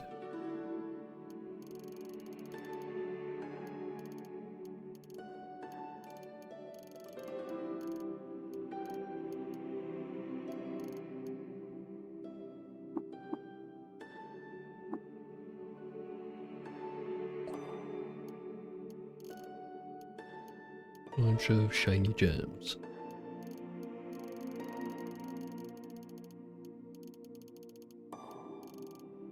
Also, since I don't really need the ego bonus from that item I just found, I'll probably just put it in a box and forget about it. So otherwise I have to lug 15 pounds worth of rifle everywhere I go, just in case I feel like trading.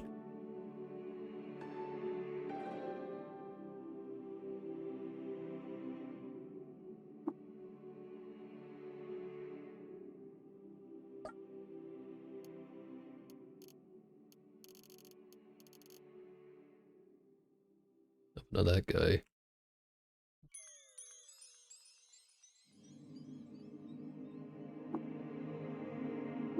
Wrong trader. That one.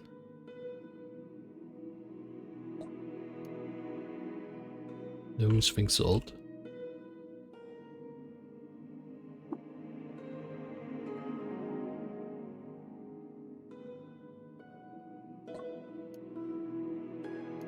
Orphogenetic. I think I remember this one actually being half decent if you stick it on like a geomagnetic disc. Might as well buy it.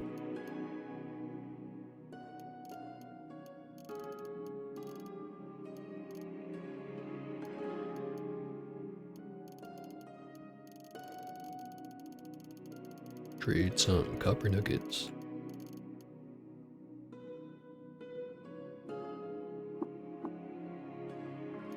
Right, now go to Una first. Go see Momerok.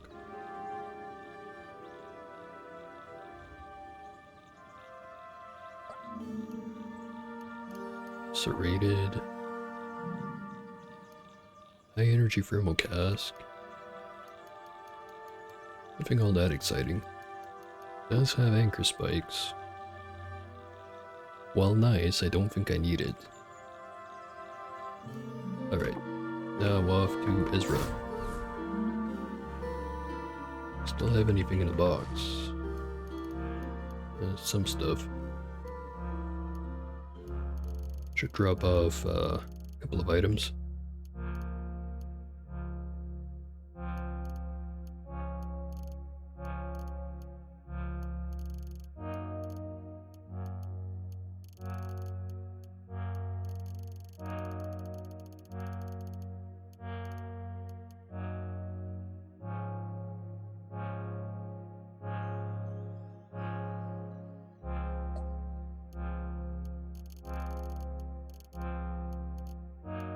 Six Shrew does have Sphinx salt.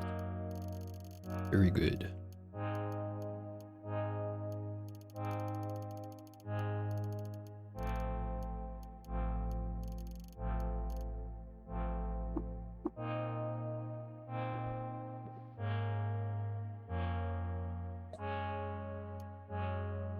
Prayer Rod and a Precinct Navigator. Who need that? Next up, the Freehold.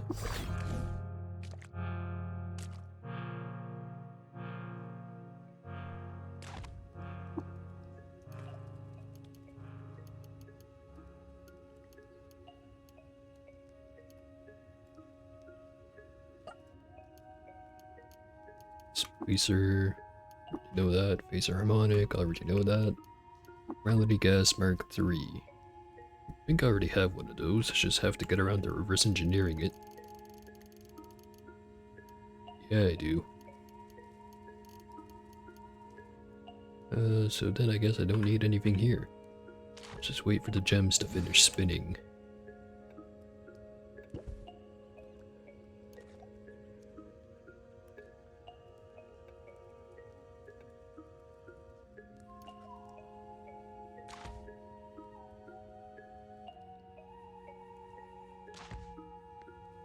Kirka, do you have salt? No salt. And finally, the three Tillies. The Fettered Precision Nanon Fingers. Suboptimal. If I put a mod on that one, it's going to be more expensive. I do want to mod it. Because Overload gives a whole bunch of extra bonuses. Sphinx Salt, though. What? Maybe I buy it anyways.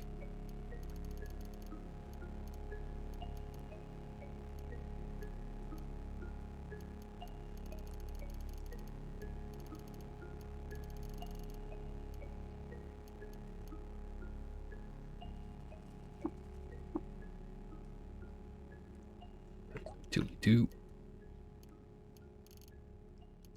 Plasma Grenade Mark III.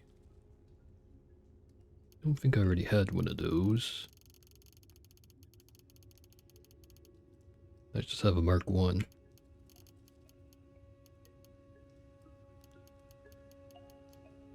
Some 8-bits.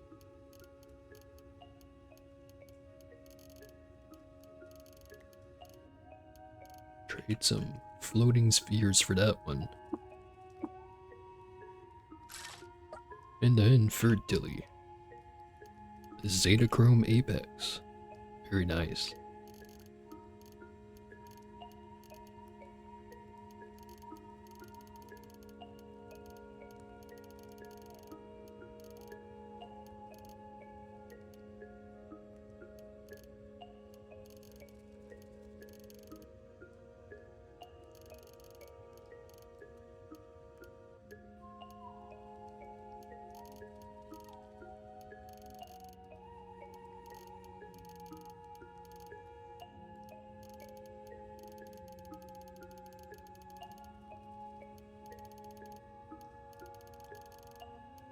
And the rest is gonna have to be diamonds and stuff.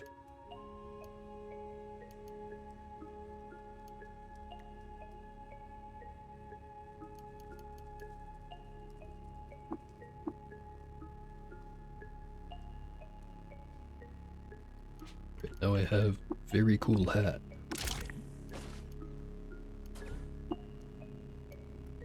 Slap a coprocessor on there.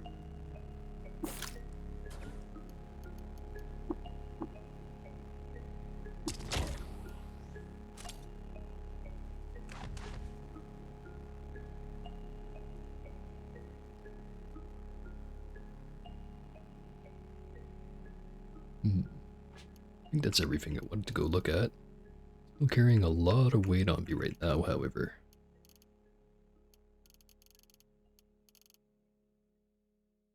£53 of liquids, 22 pounds of trade goods. Wouldn't Beguiling Meal make that free?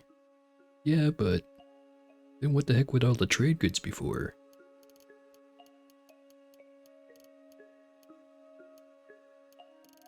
£22 of tools. Do I have Willowy? I have Slender.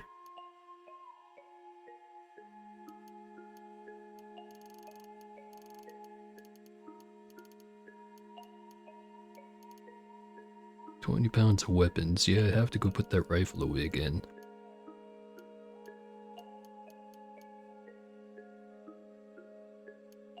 Since I have +7 strength, I could probably also switch off of the mag hammer and go right back over to using the mace, since it can make full use of the strength bonus. Now that I'm looking at it, it's 11 penetration versus 11 penetration. The only advantage the mace would have is both 1 being freezing and 2, it's a 1 hand, so I could get rid of the giant hands. But I kinda like having 2 rifles. I think I'm gonna keep it as is. 30 pounds of grenades. Get rid of some of the weaker stuff.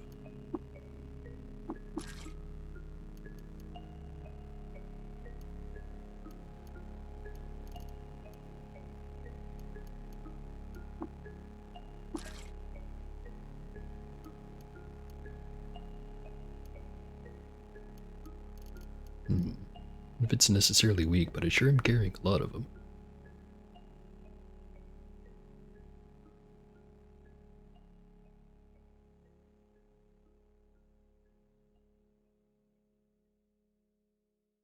So yeah, I could just make a room in like the Freehold or Gritgate or somewhere that I just chuck all my treasure on the floor and then live like a dragon. But I'm not a dragon. I'm Parm. Actually, would Parm be like that?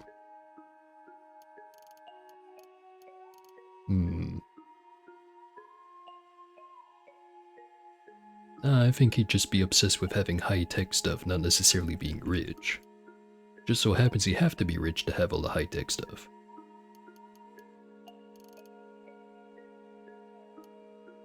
So, haven't been using these anti-grav boots in quite a while. Gonna get rid of them.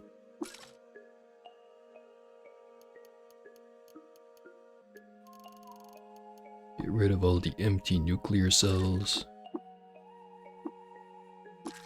Well, maybe not all of them. Make a couple of them radio powered.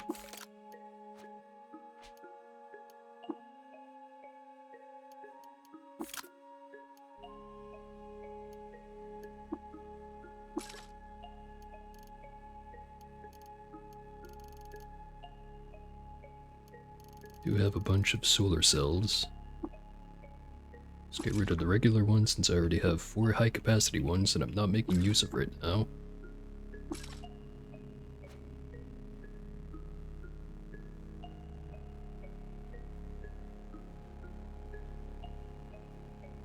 Alright. Now I just have to go drop a few things off over at Ezra. And then I can move on to the next step.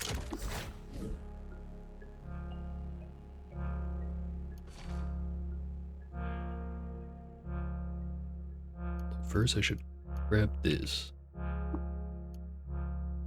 Just in case, you know.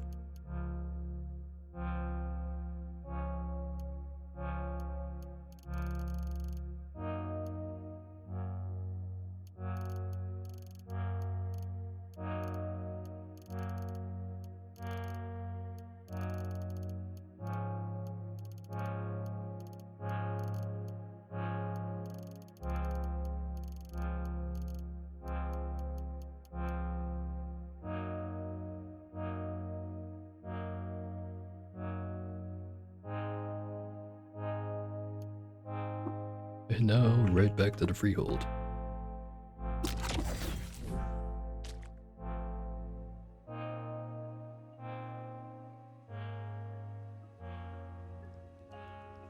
Upgrade the license. Again. Got 25 points used and 35 license points. Actually, Beth didn't have any cybernetics, did he? He did not. Alright. Now, the next step of the plan is to run off to the Moonstair. Actually, it was, and then I just remembered I have over here I could go to. Searcheruk. I'm pretty sure it's in Deep Jungle, but I should be able to manage Deep Jungle now. Yeah, I'm gonna go do that one.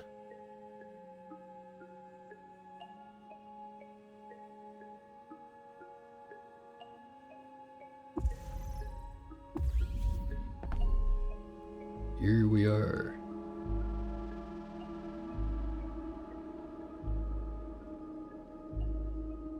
Lots of interesting things around here. First of all, plants.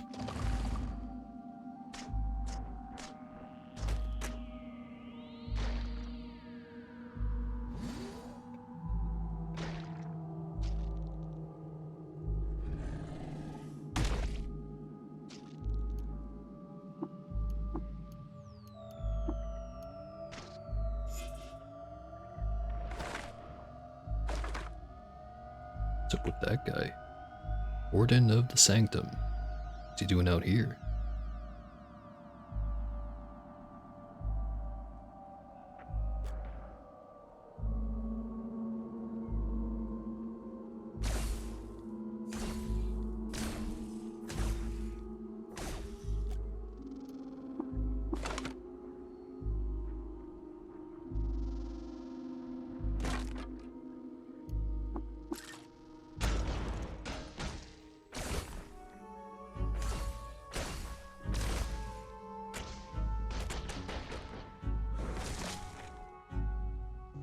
That is corrosive gas.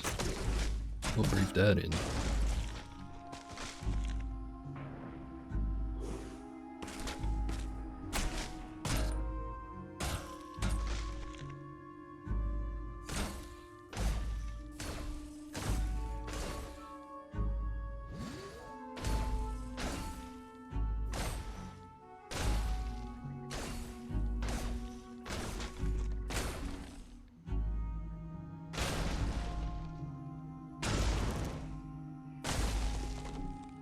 Lots of crunchy noises.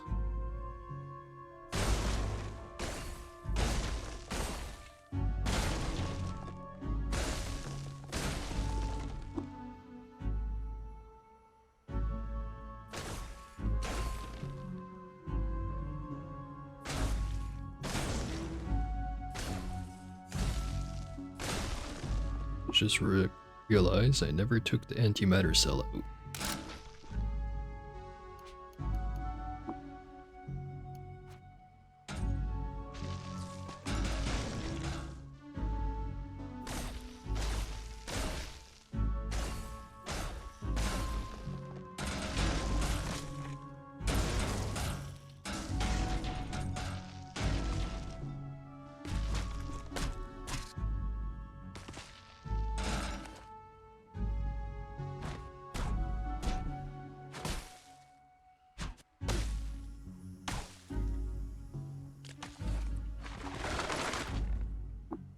Waters and Race, Volume 2.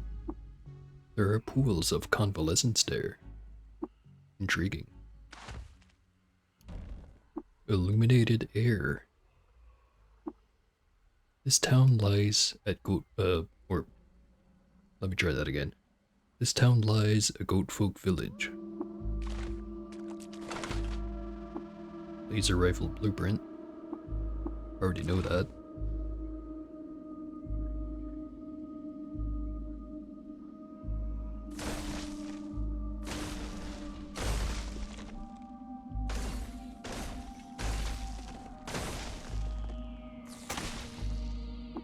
Counterweighted freezing club.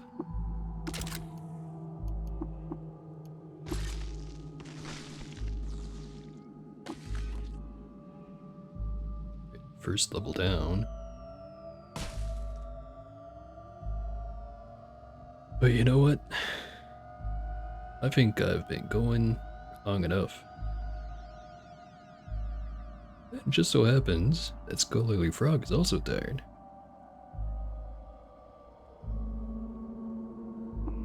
Times for all of us. But yeah, before I run off, which I should say before, thanks for dropping by, Scholarly Frog. Always appreciated.